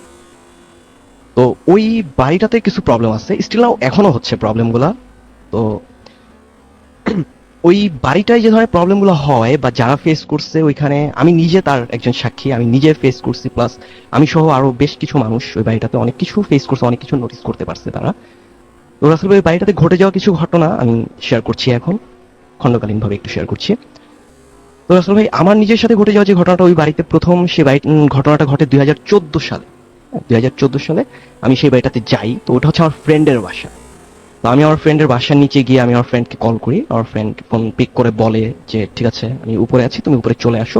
একটু বলি রাসেল ভাই, বাড়িটা হচ্ছে 7 তলা, আমার ফ্রেন্ড থাকে 4 তলায়, ওটা ওদের নিজস্ব বাড়ি। আচ্ছা, আমার ফ্রেন্ড বললো যে তুমি 4 তলায় উপরে চলে আসো, দরজা খোলা আছে। আমি কথা মতো উপরে উঠতে থাকি, ফোনটা কেটে দিয়ে আমি উপরে উঠতে থাকি। তো একটু বলি, আমার ফ্রেন্ড আমাকে একটু হিন্টস দিয়ে দিয়েছিল ওঠার সময়। আমার ফ্রেন্ড আমাকে বলেছিল তুমি যখন সিঁড়ি দিয়ে উঠবে, তখন সিঁড়িতে যদি তুমি কাউকে দেখো বা তোমার যদি কারোর সাথে দেখা হয়, তুমি তার সাথে কোনো কথা বলবে না, এখানে তাকে কিছু জিজ্ঞেস করবে না, তুমি চুপচাপ উপরে চলে আসবে। তো আসলে আমি আগেই বলেছি বাড়িটা বেশ পুরাতন বাড়ি, যে কারণে বাড়ির সিঁড়িঘরটা বেশ অন্ধকার থাকতো, দিনের বেলা। তো আমি যখন সেই বাড়িটাতে গিয়েছি, তো আমার এক্সাক্ট সময়টা মনে নেই, তবে সেটা মাগরিবের আগ দিয়ে হবে, 5টা 5:30 টাইমটা, এক্সাক্ট বলতে পারছি না টাইমটা। আমি যখন সিঁড়ি দিয়ে উঠি আসলে, আমি যখন দোতলাতে উঠি, দোতলা থেকে সেটা একটু রাউন্ড করা ছিল, রাউন্ড স্টাইলের ছিল। তো আমি যখন দোতলাটা ক্রস করে 3তলাতে যখন যাব, ঠিক 3তলার ফার্স্ট স্টেপ সিঁড়িটাতেই আমি দেখতে পাই একজন বৃদ্ধার মতো মহিলা বসা। বাট তার চেহারায়, হ্যাঁ বয়স খুব বোঝা যাচ্ছে, কিন্তু তার চেহারায় বা অত একটা বোঝা যাচ্ছে না বয়সের ছাপটা, কিন্তু তার হাতের দিকটা চামড়াগুলো বেশ কোচকানো এবং বেশ শুকনো। সে, তার মুখে মলিন একটা হাসি ছিল, সে ফার্স্ট স্টেপটাতে বসা।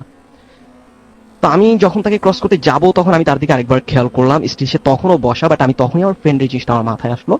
আমি আমার ফ্রেন্ডের কথাটা আমি মাথায় রাখলাম। আমার ফ্রেন্ড বলেছিল যে যদি আমার কার সাথে দেখা হয় বা আমি যদি কাউকে দেখি, আমি যেন কোনো কথা না বলি বা তাকে যাতে কিছু জিজ্ঞেস না করি।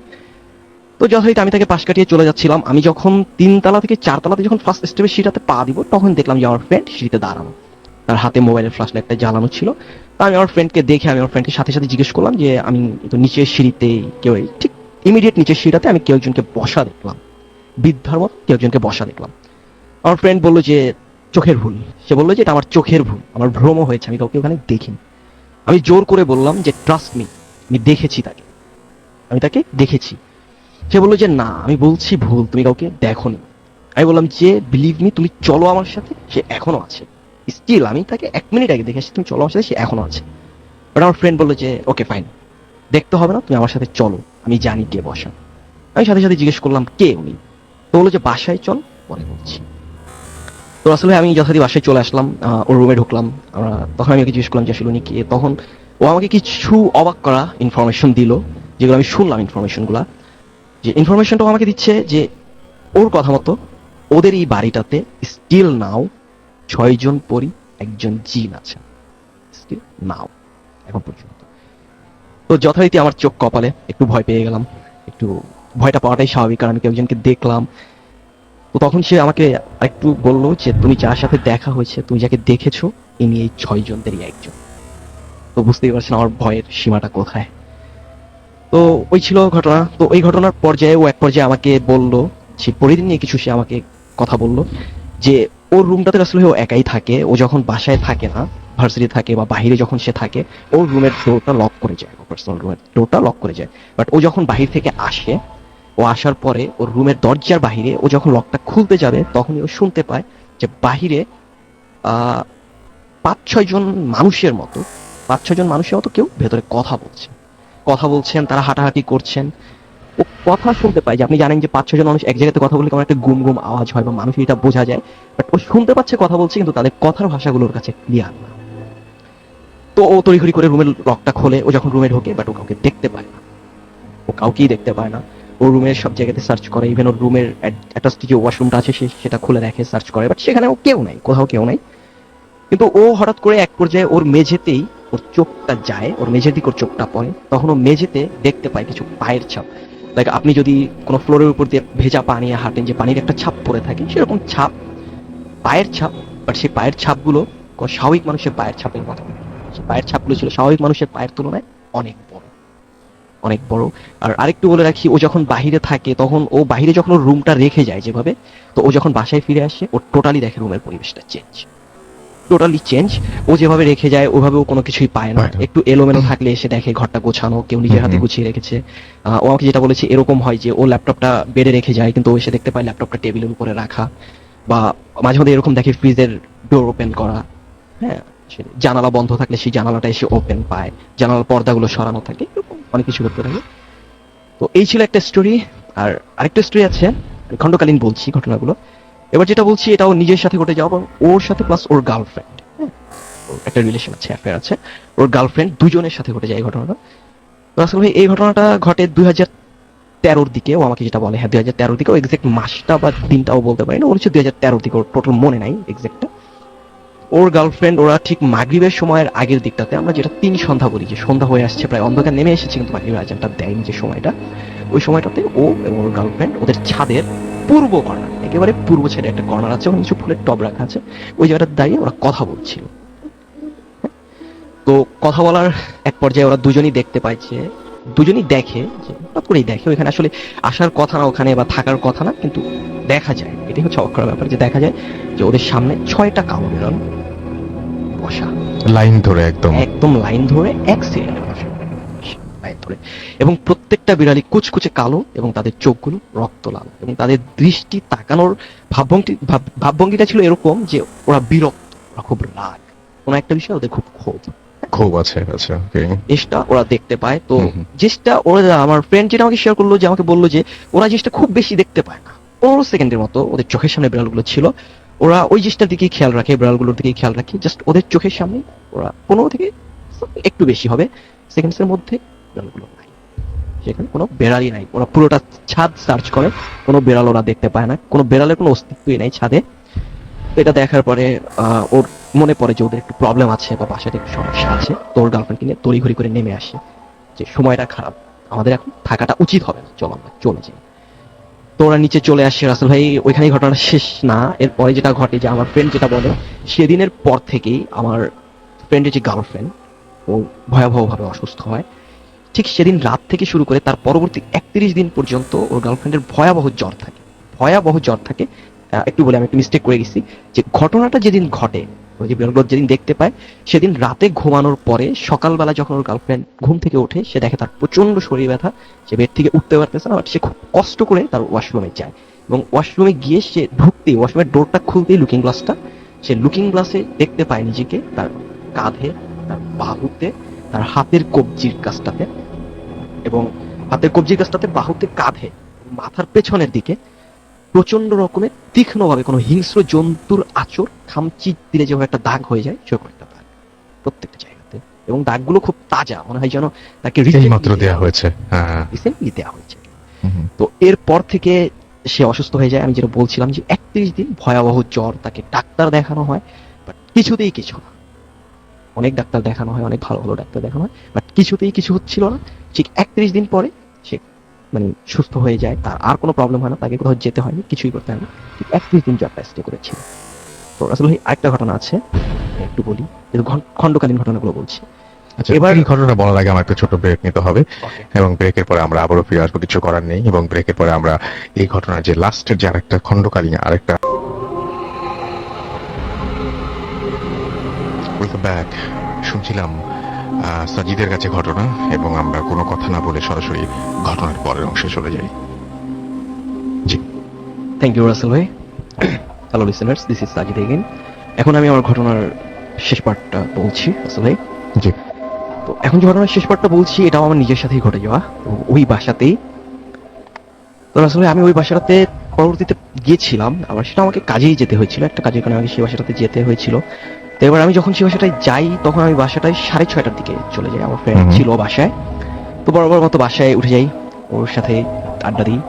তো বাসার ছাদে আমরা যাই, বাসার ছাদে আমার ফ্রেন্ড বলছিল যে আমরা বাসার ছাদে গিয়ে এবং আড্ডাটা দিই, আমরা বাসার ছাদে যাই। তো আসলে একটু আপনাকে বলি, যেহেতু বাড়িটা অনেক পুরাতন, আপনি নিশ্চয়ই জানেন যে আগের দিনের পুরাতন বাড়িতে যে বাসার ছাদগুলো করা হতো, সেই ছাদের উপর যে পানির ট্যাঙ্কিটা থাকতো, সেটা সিমেন্টের বড় করে ট্যাঙ্কি করা থাকতো। এখন যেমন প্লাস্টিকের ট্যাঙ্কিগুলো এরকম না, সিমেন্টের বড় একটা তৈরি ট্যাঙ্কি ছিল। তো আমরা সেই ট্যাঙ্কিটার উপরে বসি, তখন ঘড়িতে সময় বাজে 7টা, সন্ধ্যা 7টা। তো আমি এবং আমার ফ্রেন্ড দুজনেই সেখানে বসি। তো একটু বলি, আমি যেটা বসেছিলাম, তো আমি মানে উত্তরমুখী হয়ে বসেছিলাম, দক্ষিণটা আমার পিছনে ছিল। তো সেই ছাদের দক্ষিণ পশ্চিম কর্নারে ঠিক বলবো না, দক্ষিণ সাইডই বলা যায়, একটা স্ট্যান্ড ছিল, যেটা আমার থেকে হাত 5-6 পেছনে হবে স্ট্যান্ডটা, রেলিং এর সাথে। তো সেখানে একটা ছোট টিউবলাইট ছিল, ছাদটাকে একটু আলোকিত করে রাখার জন্য টিউবলাইট ছিল। তো সেই টিউবলাইটটা জ্বলছিল রীতিমতো। তো আমরা কথা বলছিলাম, আড্ডা দিচ্ছিলাম বিভিন্ন বিষয় নিয়ে। তো আপনি জানেন যে যেহেতু আমি উত্তরমুখী বসেছিলাম আর দক্ষিণ দিকে ছিল সেই লাইট ল্যাম্পপোস্টটা, তো আপনি জানেন যে আপনি যদি লাইটের সামনে বসেন, লাইটটা যদি আপনার পেছনে থাকে, তাহলে অবশ্যই কিন্তু আসলে আপনার ছায়াটা আপনার সামনে হবে। আমি যখন বসেছিলাম, বাট কথা বলার এক পর্যায়ে আমি খেয়াল করলাম আমার নিজের ছায়াটা আমার সামনে নেই, আমার নিজের ছায়াটা আমি দেখতে পাচ্ছি না। তো কোনো কারণে আমি হঠাৎ ঘাড় ঘোরাই, 1 থেকে 2 সেকেন্ডের ব্যবধানে আমি ঘাড় ঘোরাই আমি আমার ডান পাশে দেখতে পাই, যেটা দেখতে পাই সেটা আসলে কখনোই এক্সপেক্ট করিনি, আসলে চিন্তায় ছিল না। আমি দেখতে পেলাম আমার ডান পাশে বিশাল লম্বা একটি ছায়া, বিশাল কালো লম্বা একটি অবয়ব, সেটা ছায়ার মতো অনেক দূর অবধি, একেবারে সেই ছাদের পূর্ব কোণা পর্যন্ত। ছাদটা অনেক বড়, ছাদের পূর্ব কোণা পর্যন্ত বিশাল লম্বা একটি ছায়া। তো একটা কথা হচ্ছে যে আমার ছায়াটা তো কখনোই আমার পাশে পড়ার কথা নয়, যেহেতু আমার লাইটটা আমার পেছনে, আর আমি ছিলাম বসা, অবশ্যই আমার ছায়াটা দাঁড়ানো হবে না। এটা দেখে আমি একটু ঘাবড়ে যাই, আমি একটু ভয় পাই। তখন আমি আমার ফ্রেন্ডকে কিছু জানাই, আমার ফ্রেন্ড কথা বলে যাচ্ছে, আমি তৎক্ষণাৎ সাথে সাথে আমি আমার বাঁ পাশে তাকাই, বাট আমি আমার বাঁ পাশে কিছুই দেখতে পাই না, যে এর যে ছায়াটা আমার ডান পাশে পড়বে সেরকম কিছুই ছিল না। তো আমি বাঁ পাশ থেকে আবার তড়িঘড়ি করে আমি ডান পাশে তাকাই, তখন ছায়াটা আছে, আমি তখনও দেখছি ছায়াটা। আমি আমার ফ্রেন্ডকে ইশারা করি, কথা বলি না, আমি ইশারা করি আমার ডান দিকে তাকানোর জন্য। আমি এবং আমার ফ্রেন্ড আমরা একসাথে ডান দিকে তাকাই, বাট আমরা কিছু দেখতে পাই না। আমি আমার ফ্রেন্ডকে বলি যে আমি এরকম একটা লম্বা কালো অবয়ব ছায়া দেখেছি। আমার ফ্রেন্ড বললো যে আর কিছু বলতে হবে না, নিচে চল। আমি বললাম যে কেন? বললাম যে নিচে চল। আমার ফ্রেন্ড আর কিছুই বললো না, জাস্ট ও আমাকে ট্যাঙ্কি থেকে আগে নামতে দিয়ে ও পেছনে নেমে ও বললো যে চুপচাপ চল, কথা বলিস না। আমি নিচে চলে এলাম, আমরা রুমে চলে এলাম। তো এবার বলি যে রাসেল ভাই, যে আমি এর আগে যে পরি নিয়ে বলছিলাম, বা আমি যে একটা ছায়া নিয়ে বলছিলাম, যাদের দেখেছি একজনকে প্রথম ঘটনায় শেয়ার করেছিলাম, সেটা ওই পরিধিরই একজন ছিলেন। এবার একটু বলি, ওই বাড়িটাতে 2012 সালের দিকে ঠিক বাড়ির পাশেই যে জায়গাটাতে একটা মসজিদ আছে, খুবই মানে পপুলার একটা মসজিদ, সবাই চেনে মোটামুটি ওখানকার। সেই মসজিদটার কথা সবাই জানে, সবাই চেনে। আমি মসজিদটার লোকেশনও বলছি না, মসজিদটার ঠিকানা বলছি না। সেই মসজিদেরই খতিবকে নিয়ে আসা হয় ওই বাড়িতে, যে আসলে কি সমস্যা, খতিবকে নিয়ে আসা হয়। তো মসজিদের খতিব আসেন যথারীতি, উনি এসে উনি সবার আগেই বাড়িটার গ্যারেজটা এবং ছাদটা ভালো করে পর্যবেক্ষণ করেন। এই বাড়িটার গ্যারেজটা এবং ছাদটা সবার আগে পর্যবেক্ষণ করেন ভালো করে। তারপর উনি রুমের ভিতরে যান, রুমের ভেতর সহ বাড়ির ছাদ সহ সবকিছু উনি পরিকল্পনা করার পরে উনি এসে বলেন এরপরে কি ঘটনা। তখন উনি মানে ছাদে যেটা হয় যে উনি যখন মানে তদন্তে আসেন বা কি ব্যাপারটা বোঝার জন্য আসেন, তখন ছাদে বসে ওনার সাথে কথা হয় এবং উনি পরবর্তীতে সেটা এসে জানান যেটা, যে আমি ছাদে কথা বলেছি এবং উনি বলেছেন যে এই বাড়িতে 6 জন পরী এবং 1 জন জিনের উপস্থিতি আছে। এবার উনি বলেন যে আমি জিনের সাথে কথা বলেছি, জিন উনি বলেছেন যে উনি এই জায়গাটাতে 150 বছর ধরে আছেন। 150 বছর ধরে, আচ্ছা, অনেক আগে থেকে। হ্যাঁ উনি অনেক আগে থেকে আছেন। এবং পরীদের কথা বলেন যে এরা বহিরাগত, এরা আমার ফ্রেন্ডের সাথে এসেছে, এরা আমার ফ্রেন্ডের সাথে এসেছে। আর যে জিনটা উনি এখানেই স্থায়ী 150 বছর যাবত আছেন। এবং উনি জিনটা ওনাকে যেটা বলেন যে আমাকে এখান থেকে সরানো বা আমাকে এখান থেকে বিতাড়িত করার ব্যর্থ চেষ্টা করো না।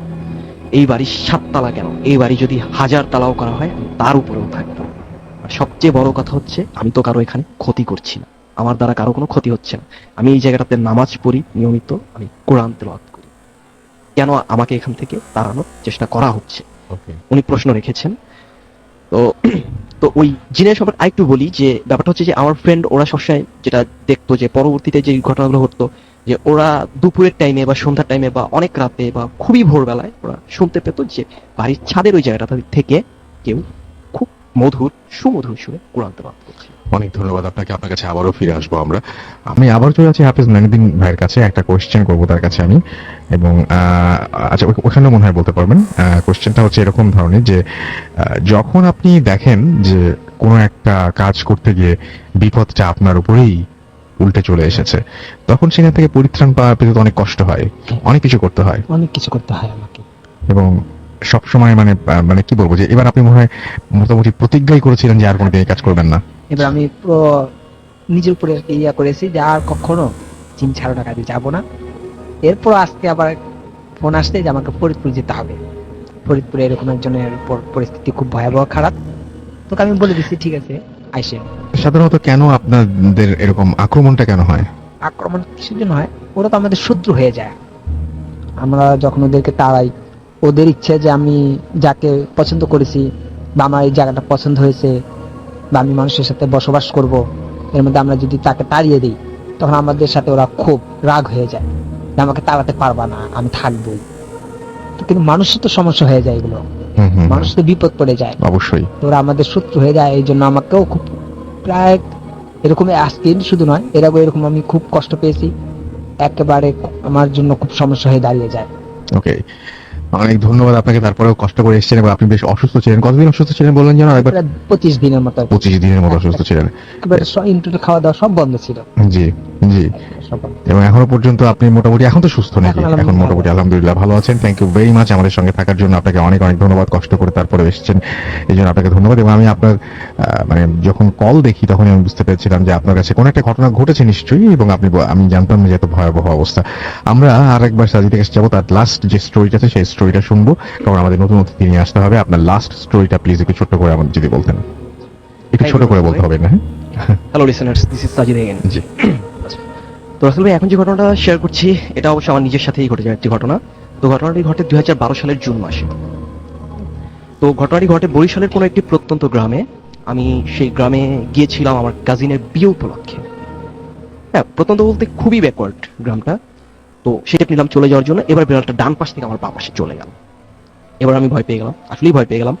তো এবার দেখলাম যে বিড়ালটা দৌড়ে এবার ডান পাশ থেকে সে যখন বাঁ পাশে গেছে, সে এবার তাল গাছের নিচে দাঁড়ায়নি, সে এবার ডাইরেক্ট তাল গাছ থেকে ওঠা শুরু করছে সোজা। তো কিছুটা দূর ওঠার পরে সে আমার দিকে ঘুরে তাকাচ্ছে। আমি তখন ওই জায়গাতে স্থির দাঁড়ানো। তো সে আমার দিকে ঘুরে তাকানো, সে রক্তলাল চোখ নিয়ে সে আমাদেরকে একবার তাকিয়ে আবার সে উপরে উঠে চলে গেল।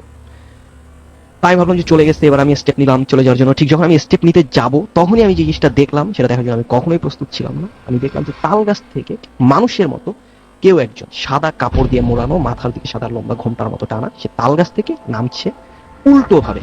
উল্টো বলতে তার পা দুটো উপরের দিকে, তার হাত দুটো নিচের দিকে, যেটা কোনো মানুষের পক্ষে সম্ভব না। তো এভাবে করে সে নেমে আসছে। আমি এটা দেখে হতবিহ্বল হয়ে গেলাম, মানে আমি এক চুল নড়তে পারতেছি না, নিজেকে প্যারালাইজড রোগী মনে হচ্ছিল। আমি ওইটাই দেখতেছিলাম দাঁড়ায়। তো সে দেখলাম নেমে এসে আমার সামনে দিয়ে হেঁটে চলে যাচ্ছে, সে আমার দিকে তাকাই নিয়ে, তার কাপড়টা সামনে দিয়ে মুখের দিকে টানা, সে চলে যাচ্ছে। তা আমি তৎক্ষণাৎ তার পায়ের দিকে তাকালাম, কারণ আমি জানি যে অস্বাভাবিক কোনো কিছু হলে তার পায়ে বা কোথাও একটা ঝামেলা থাকবে।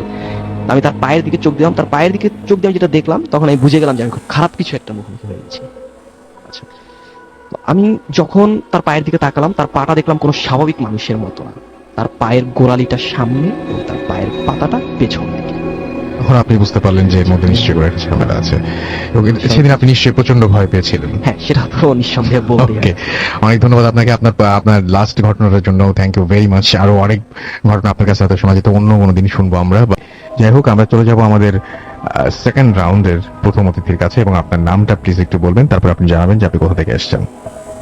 হ্যালো লিসনার, আমার নাম আবু সাইম, আমার সবাই আমাকে সাইম নাকি ডাকে। আমি এসেছি যাত্রাবাড়ি সোনিয়াকা থেকে। আমরা শুনি আপনার ঘটনা। তো আমি চলে যাচ্ছি সরাসরি আমার ঘটনাতে। আমার ঘটনাটি ঘটে 2012 আগস্টের শেষে। তো তখন ছিল রমজান মাস, আমি এক বাড়িতে তারাবি নামাজ পড়াতাম। তো একদিন রাতে আমি তারাবি নামাজ পড়ে শুয়ে যাই। তো রাত্র তখন 2টো থেকে 2:30 বাজে। তো আমি তখন রাতে স্বপ্নে দেখি যে আমি খুবই অসুস্থ, এবং আমার আব্বু আম্মু এবং আমার ফ্যামিলির সবাই আমাকে আমি এতটাই অসুস্থ ছিলাম যে আমি কোনো কথা বলতে পারতেছিলাম না। তো তারা আমাকে ডাক্তার এবং কবিরাজ এনে দেখায়। তো তারা সবাই আমাকে বলে যে ছেলে বাঁচবে না। তো এক পর্যায়ে আমার দুলাভাই সে কবিরাজকে নিয়ে এসে স্পেশালিভাবে। তো তারপর আমি নিচে নামি, কবরের ভিতরে নামি। কবরের ভিতরে নেমে আমি মাথাটা শুধু নিয়ে আসি। এসে আমি সেই ঘরে যাই যে ঘরে আমার দুলাভাইকে আমি রেখে আসছি। তো এরপর একটা থালা নেই আর একটা দা নেই। তো থালার উপরে আমি মাথাটাকে রেখে কোপ দেই। থালাটি তখন, কল্লাটি তখন 2 টুকরো হয়ে যায়, এবং মগজগুলো তখন আমি দেখতে পাই, এবং থালার উপরে মগজগুলো পড়ে। তো রাসেল ভাই, আমি মগজগুলো খেয়ে ফেলি। তো এগুলো দেখার পর আমার ঘুম ভেঙে যায়। তো আমি খুবই ঘামতে থাকি। তো এতটাই ঘামতে থাকি, তো আমি ভাবলাম যে হয়তো আমি রমজানের শেষ পরে আমি হয়তো এতদিন রমজান রোজা রেখেছি, তো এই জন্য ক্লান্ত, আবার কি একটি স্বপ্ন দেখলাম খুবই ভয়াবহ। তারপর অনেকবার ঘুমানোর চেষ্টা করি, আসলে আমি ঘুমাতে পারছিলাম না। তো যখন সকাল হয়ে গেল, আজান দিলাম, নামাজ পড়ালাম। নামাজ পড়িয়ে তারপর দিন ছিল আমাদের বাড়িতে ইফতার পার্টি। এই ঘটনাটি ঘটে রাসেল ভাই, যেদিন আমার সাথে যে ঘটনাটি ঘটে, মেইন ঘটনা সেটি হচ্ছে যে এই ঘটনার আগের দিন রাত্রে আমি স্বপ্ন দেখি। তো তারপর আমি যখন তাদের কাছ থেকে বলে বাড়ি চলে যাই, তাদেরকে আমি বলি যাওয়ার সময় যে আমার আসতে একটু লেট হবে। আর রাসেল ভাই, একটা কথা বলে রাখি যে ওই দিন সকালে প্রচুর পরিমাণে বৃষ্টি হচ্ছিল। তো বাড়ি আসার পর মাগরিব হয়ে গেল। তো ইফতার করলাম সবাইকে নিয়ে, আত্মীয় স্বজনকে নিয়ে। তো ইফতার করার পর মাগরিবের নামাজ কমপ্লিট করে তো আমি এক পর্যায়ে শুয়ে যাই, বিশ্রাম নেই, তো শুয়ে যাই। তো আমার আম্মু আর আমাকে ডাক দেয় না। তো তখন রাত্র 8টা থেকে 8:30 বাজে। তখন আমাকে আমার আম্মু ডাক দেয় যে সাইম ওঠো, নামাজ পড়তে হবে। তো আমি আম্মুকে বললাম, তুমি আমাকে দেরি করে ডাক দিছো কেন? আমাকে আরেকটু আগে ডাক দিতে, আমার তো নামাজ পড়তে যাওয়া লাগবে। আমি যে বাড়িতে নামাজ পড়াই সেই বাড়িতে আমাকে যেতে হবে। তো আমার বলছে, আমি তো বুঝতে পারি না যে তুমি নামাজ পড়াতে যাবে। আমি ভেবেছিলাম তুমি তাদের কাছ থেকে আজকে একদিনের জন্য ছুটি নিয়ে এসেছো। তো আমি বলছি না, আমি তাদেরকে বলছি যে আমি আসবো, আমি এসে নামাজ পড়াবো। তো তারপর আমি বাইরে নামি। তো বাইরে নেমে দেখি খুবই অন্ধকার। আর রাসেল ভাই, আমি একটা কথা বলি, ওই দিন ছিল আমাবস্যা রাত, যে কারণে খুব অন্ধকার ছিল। তো আমার আম্মুকে বলি, আম্মু আমার একটা টর্চ লাইট আছে, তার 4 থেকে 5 দিন আগে আমি সেই টর্চ লাইটটা কিনি, ইভেন কোনো চার্জ দেইনি, যে কারণে আর কি আলো সর্বদা কম ছিল। তো আমি আম্মুর কাছে বলে আমার কাছ থেকে দোয়া নিয়ে আমি রওনা হলাম সেই বাড়িতে। তো আমি যখন 15 থেকে 20 মিনিট যাই হাঁটতে হাঁটতে আমার বাড়ি থেকে, আমি যে বাড়িতে নামাজ পড়াই সেই বাড়িতে যেতে আমার সময় লাগতো 35 থেকে 40 মিনিটের মতো। তো আমি যখন 15 থেকে 15 মিনিটের মতো হেঁটে যাই, তো আর আমি আগের দিন রাত্রে, রাসেল ভাই একটা কথা বলি, আগের দিন রাত্রে আমি যেই কবরটা নিয়ে স্বপ্ন দেখেছিলাম, আমি যেই বাড়িতে নামাজ পড়াই সেই বাড়িতে যেতে 15 মিনিট হাঁটার পরে সেই কবরটা আমার ক্রস করে যেতে হয়। সেই কবরটা ছিল আমার খুবই কাছে, রাস্তার থেকে 1 ফুট কি 2 ফুট দূরে, তার মানে খুবই কাছে। তো এরপর আমি যখন 15 মিনিটের মতো হাঁটার পর যখন গেলাম, তো দেখতেছি যে ওই কবরটা আমি দেখলাম। তো কবরের উপর লাইট মারার পর আমার সম্পূর্ণ শরীর, রাসেল ভাই, শিউরে উঠলো। তো এরপর পাশে ছিল তাল গাছ। তাল গাছের পাতাগুলো বাতাসে ঝরঝর করতেছে, মনে হচ্ছিল যে গাছগুলো ভেঙে ভেঙে আমার গায়ের উপরে পড়বে পাতাগুলো। তো তারপর আমি একবার সিদ্ধান্ত নিলাম যে আমি বাড়িতে চলে আসব। তারপর আবার বললাম যে না, যেতেই হবে।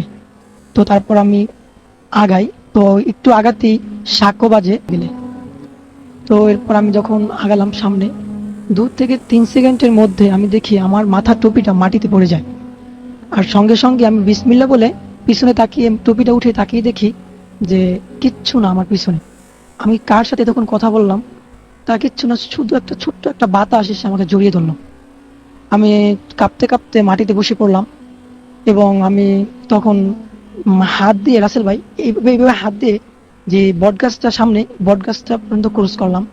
তারপর এর আগে আমি দেখছিলাম আমার শরীরটা খুব ভার হয়ে গেছে, আমি হাঁটতে পারতেছি না।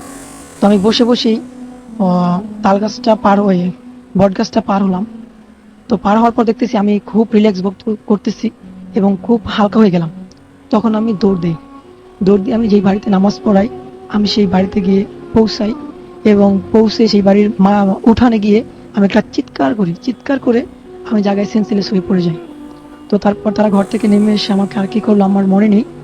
তো পরদিন সকালে তারা আমাকে জিজ্ঞাসা করলো যে হুজুর কি হয়েছে আপনার সাথে গতকাল রাত্রে। তো আমি আর কিচ্ছু মনে পড়ে না। তো আমি তাদেরকে বলি কই কি হচ্ছে, আমি তো কিছুই জানি না। তখন তারা বলে হ্যাঁ হুজুর, আপনার সাথে রাত্রে কিছু হয়ে গেছে, আপনি একটু ট্রাই করেন যে কি হয়েছে। তো তারপর আমি আমি যে রুমে থাকতাম সেই রুমে গেলাম।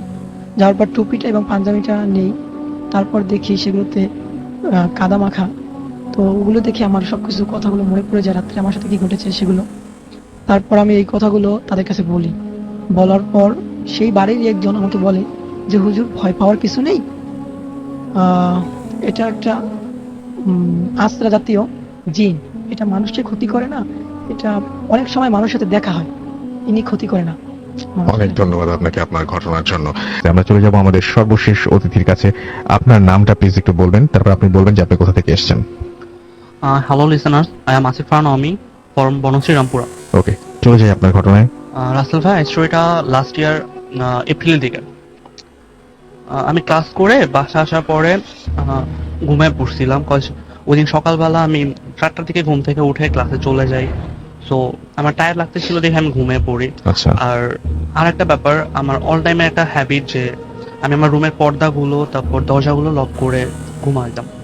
ওই দিন আবার আমার ছোট চাচা চাচি তাদের শ্বশুর বাড়ি যাবে। তো আমাকে অলমোস্ট 5টার দিকে ডেকে বলতেছে কি যে তুমি দরজা লক করে ঘুমায় পড়ো। ও একটা কথা বলতে ভুলে গেছি যে আমরা যে বিল্ডিং এ থাকতাম ওই বিল্ডিং এ 2টা ফ্ল্যাট নিয়ে থাকতাম।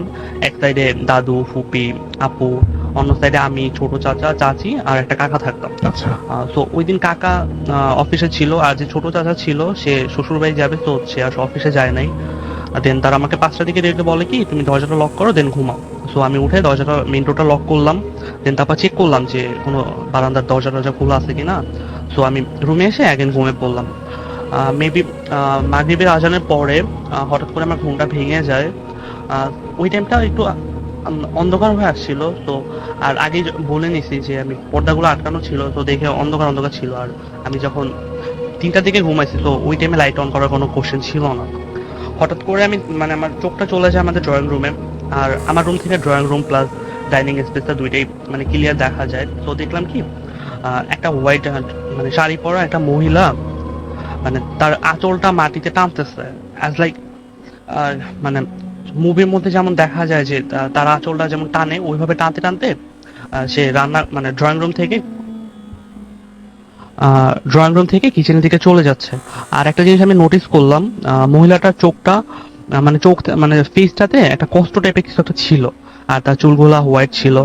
সো ঘটনাটা যদিও 5 সেকেন্ডের মতো ছিল, বাট আমি উঠে ফিল করতেছি যে হ্যাঁ এটা কি ছিল। পরে আমি উঠে দেখতেছি যে আমার রুমের জানলাগুলা খোলা, ইভেন পর্দাগুলো উঠতেছে, ইভেন আমার বারান্দার দরজাটা খোলা।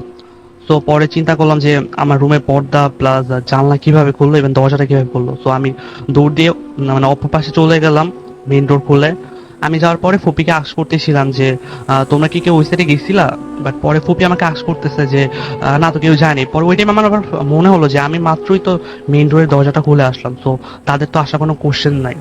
পরে আমি অলমোস্ট কেটে দিছি। দেন ফুপি আমাকে আশ করতেছে যে কি হয়েছে বল। পরে আমি বললাম যে আমি একটা মহিলাকে দেখলাম, সে ড্রয়িং রুম থেকে হাঁটতে হাঁটতে কিচেনের দিকে চলে গেছে। তার চুল ছাড়া ছিল, ইভেন তার ফেসটার মধ্যে একটা কষ্ট জড়িত ছিল। সো দেন তারা আমাকে বলতেছে না এটা তোর হয়তো হ্যালোসিনেশন, তুই সন্ধ্যার দিকে ঘুম থেকে উঠছো, সারাদিন টায়ার্ড ছিল, ক্লাস করে আসো, তো হ্যালোসিনেশন হতে পারে। পরে আমি বলতেছি না এটা হ্যালোসিনেশন না, আর হ্যালোসিনেশন হলে তাহলে আমার রুমের জানলাগুলো কিভাবে খুলবে? দরজাটা না হয় বাতাসে খুলতে পারে তোমাদের কথা হিসাবে, বাট জানলা খোলা তো কোনো স্কোপ নাই। তো তারা তারপর আমার কথা বিলিভ করতেছিল না। আমি তাদের বলতেছিলাম হ্যাঁ চলো আমার রুমে যে দেখো যে জানলা এখনো খোলা, ইভেন দরজাটাও খোলা আছে। দেন তারা আসলো, তারা চেক করে দেখলো যে দরজাটা বাতাসে খোলা কোনো স্কোপ আছে কিনা। না, তারা ওইটা পায়নি, বাট তারা আমাকে মানে তারপর বলে যাচ্ছিল যে এটা আমার হ্যালোসিনেশন, এই টাইপের কিছুই হয় না। এই তো পরে আমি অলমোস্ট 7-8 দিনের মতো ওই রুমের মধ্যে মানে যেতে ভয় পাইতাম। আমি রুমে গেলে একটা মানে ভয় কাজ করতো আমার। ওকে, থ্যাংক ইউ ভেরি মাচ আপনার ঘটনার জন্য। আপনাকে অনেক অনেক অনেক অনেক ধন্যবাদ যা এতক্ষণ পর্যন্ত আমাদের সঙ্গে ছিলেন এবং এখনো থাকবেন। তাকে আরো একবার জানিয়ে দিচ্ছি যে আমাদের ছোট্ট বিরতিতে যেতে হবে এবং বিরতির পরে আমাদের একটা অডিও ক্লিপ রয়েছে, সেই অডিও ক্লিপটা আমরা শুনবো। সো কোথাও যাবেন না, আমাদের সঙ্গে থাকুন। স্টে টিউনড রেডিও ফুর্তি এন্ড ডোন্ট স্টপ দ্য ফুর্তি। ধন্যবাদ রাসেল ভাইয়া, আমার এই ঘটনাটি শেয়ার করার জন্য আপনাকে অসংখ্য ধন্যবাদ। আমি দ্বিতীয়বারের মতো আপনাকে জিজ্ঞাসা করব না আপনি কেমন আছেন, আমি জানি আপনি সর্বদাই ভালোর দলেই থাকেন। আজকে যে ঘটনাটি আমি বলবো, এই ঘটনা কিন্তু পুরাতন ঢাকার এক ফ্ল্যাট বাড়ির ঘটনা, 3য় তলার পেছনের ঘরের গল্প। এই গল্পটি আমি পেয়েছি একজন প্রবাস ফেরত ব্যবসায়ীর কাছ থেকে। তিনি বলেছিলেন জীবনে অনেক কিছু দেখেছেন তিনি, কিন্তু এই ঘরটির অভিজ্ঞতা তাকে আজ জীবনের জন্য বদলে দিয়েছে। গল্পটি শুনুন। অন্ধকার একটা ঘরে একা হেডফোনে, দরজাটা কিন্তু লক করে দিয়েন, তাহলে ভয় আপনাকে ঝাপটে ধরবে। চলুন গল্পটি শুরু করে দেই। আমার নাম কাইসার। বছর দশেক আগের কথা বলছি আমি তখন মালয়েশিয়ায় থাকি। হঠাৎ একদিন বাবা ফোন করলো এবং মা গুরুতর অসুস্থ এই তথ্যটা আমাকে জানালো। সব কিছু ছেড়ে ছুড়ে দেশে ফিরতে হলো আমার। বাবা মা থাকেন পুরাতন ঢাকার লক্ষ্মী বাজারে একটা 3 তলা বাড়িতে ভাড়া নিয়ে থাকতো। আমার দেশের আসার সময় বাড়িতে একটা বড় পরিবর্তন হয়েছিল। বাড়ির মালিক নতুন করে দোতলার উপর একটা ফ্লোর বানিয়েছিল, আর সেখানে 3টা রুম। সবাই বলতো ওই পিছনের ঘরটা কেউ নেয় না। আমাদের আর উপায় ছিল না, তাই বাধ্য হয়ে ওই ঘরেই উঠতে হলো আমাদের। প্রথম দিনই অদ্ভুত একটা অনুভূতি হলো। জানলার কাচের ভেতর থেকে হালকা কুয়াশার মতো ঘোলাটা ছিল, অথচ বাইরে তখন চড়া রোদ। ঘরে ঢুকেই একটা গন্ধ লাগে নাকে, পুরনো লালচে মাটির গন্ধ, যেন কেউ এই মাত্রই মাটি খুঁড়েছে। মা বললেন তুমি থাকো ঘরে, আমি নিচে রান্না করি। আমি মাথা নেড়ে হ্যাঁ সম্মতি দিলাম। ঘরটা একেবারে নিস্তব্ধ। আমি একটু ঘুমিয়ে পড়ি এবং ঘুম থেকে উঠলাম বিকেলের দিকে। জানালা দিয়ে দেখলাম পাশের ছাদে একটা মেয়ে দাঁড়িয়ে আছে। সাদা সালোয়ার কামিজ, চুল খুলে রাখা, পিছনে ফিরে দাঁড়িয়ে আছে। মানে আমার মুখোমুখি না, আমার পিছনে দাঁড়িয়ে আছে। আমি কিছু বলার আগেই সে এক লাফে ছাদের কিনারা থেকে পড়ে গেল। আমি দৌড়ে বেরিয়ে গেলাম, কিন্তু নিচে কিছুই নেই। কেউ দেখেনি তাকে এবং কেউ শোনেনি কিছু। আমি ভাবলাম হয়তো ঘুম চোখে ভুল দেখেছি। কিন্তু সেই রাতেই ঘটনা শুরু হলো এক ভয়ঙ্কর পরিস্থিতি। ঘুম ভেঙে গেল হঠাৎ, কেন জানি না। একটা অদ্ভুত শব্দ, যেন ধূপ ধূপ ধূপ। ঘরের একপাশে রাখা আলমারির দরজা একটু একটু করে খুলে যাচ্ছে, অথচ আমি তালা দিয়েছিলাম বিকেল বেলায়। আমি আতঙ্কে চোখ বন্ধ করলাম। তখন হঠাৎ শুনলাম এক নারীর গলা ফিসফিসিয়ে বলছে, তুইও এখানে এসেছিস? আমার জায়গা তোদের না, বের হ। চোখ খুলে দেখি ঘরের কোনায় একটা নারী বসে আছে, সাদা জামা, চুল মুখ ঢেকে রেখেছে। আমি আলোতে দৌড় দিলাম, আলো জ্বালানোর চেষ্টা করলাম। তখন ঘরের একদিক দিয়ে ঠান্ডা বাতাস আসতে লাগলো, কিন্তু ঘরে তো কোনো ফ্যানই চলছিল না, জানালাও বন্ধ ছিল। আমি মায়ের ঘরে দৌড় দিলাম। পরের দিন আমি সকালে সব বললাম, মা চুপ করে শুনলেন। তারপর বললেন, এই ঘর আগে কেউ ভাড়া নিতে চায়নি। আগে এক মেয়ে বিয়ে দিয়ে আনা হয়েছিল এই ঘরে অনেক টাকা দিয়ে। ছেলেপক্ষ মেয়েটাকে মানতে পারেনি। বাড়ির সবার অজান্তে মেয়েটা ওই ঘরেই ফাঁসি দিয়েছিল। যখন দরজা ভেঙে ঢোকার চেষ্টা করে, তখন জানালার পাশ দিয়ে ছিল মেয়েটির লাশ।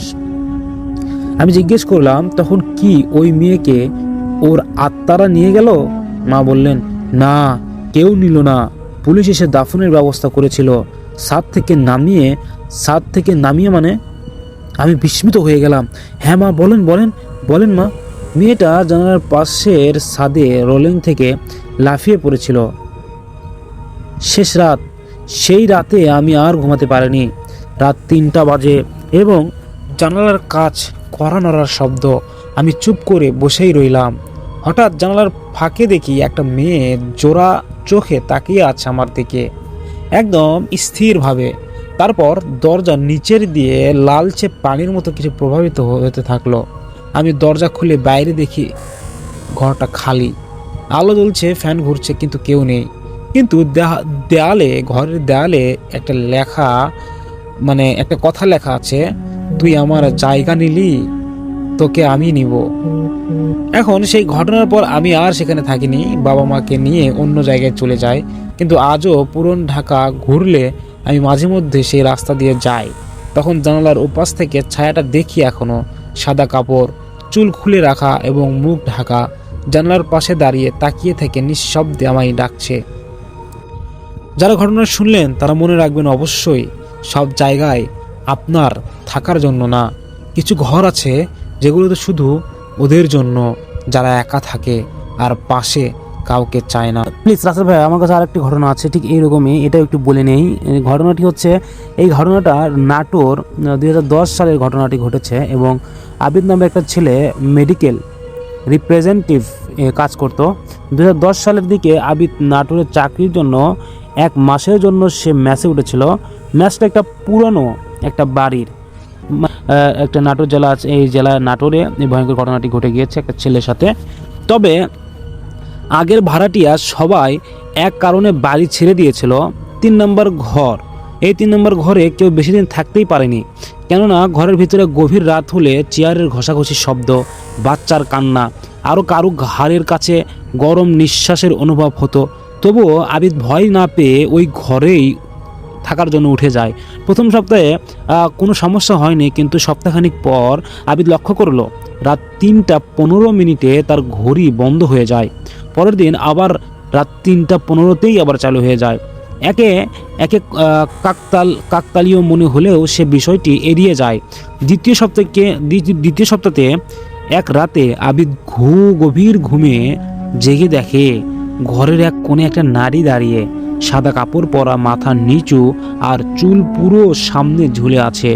সে চোখ মেলে তাকাতে না তাকাতেই নারীটা বিছানার একপাশে বসে পড়ে, বিছানা দুলতে থাকে।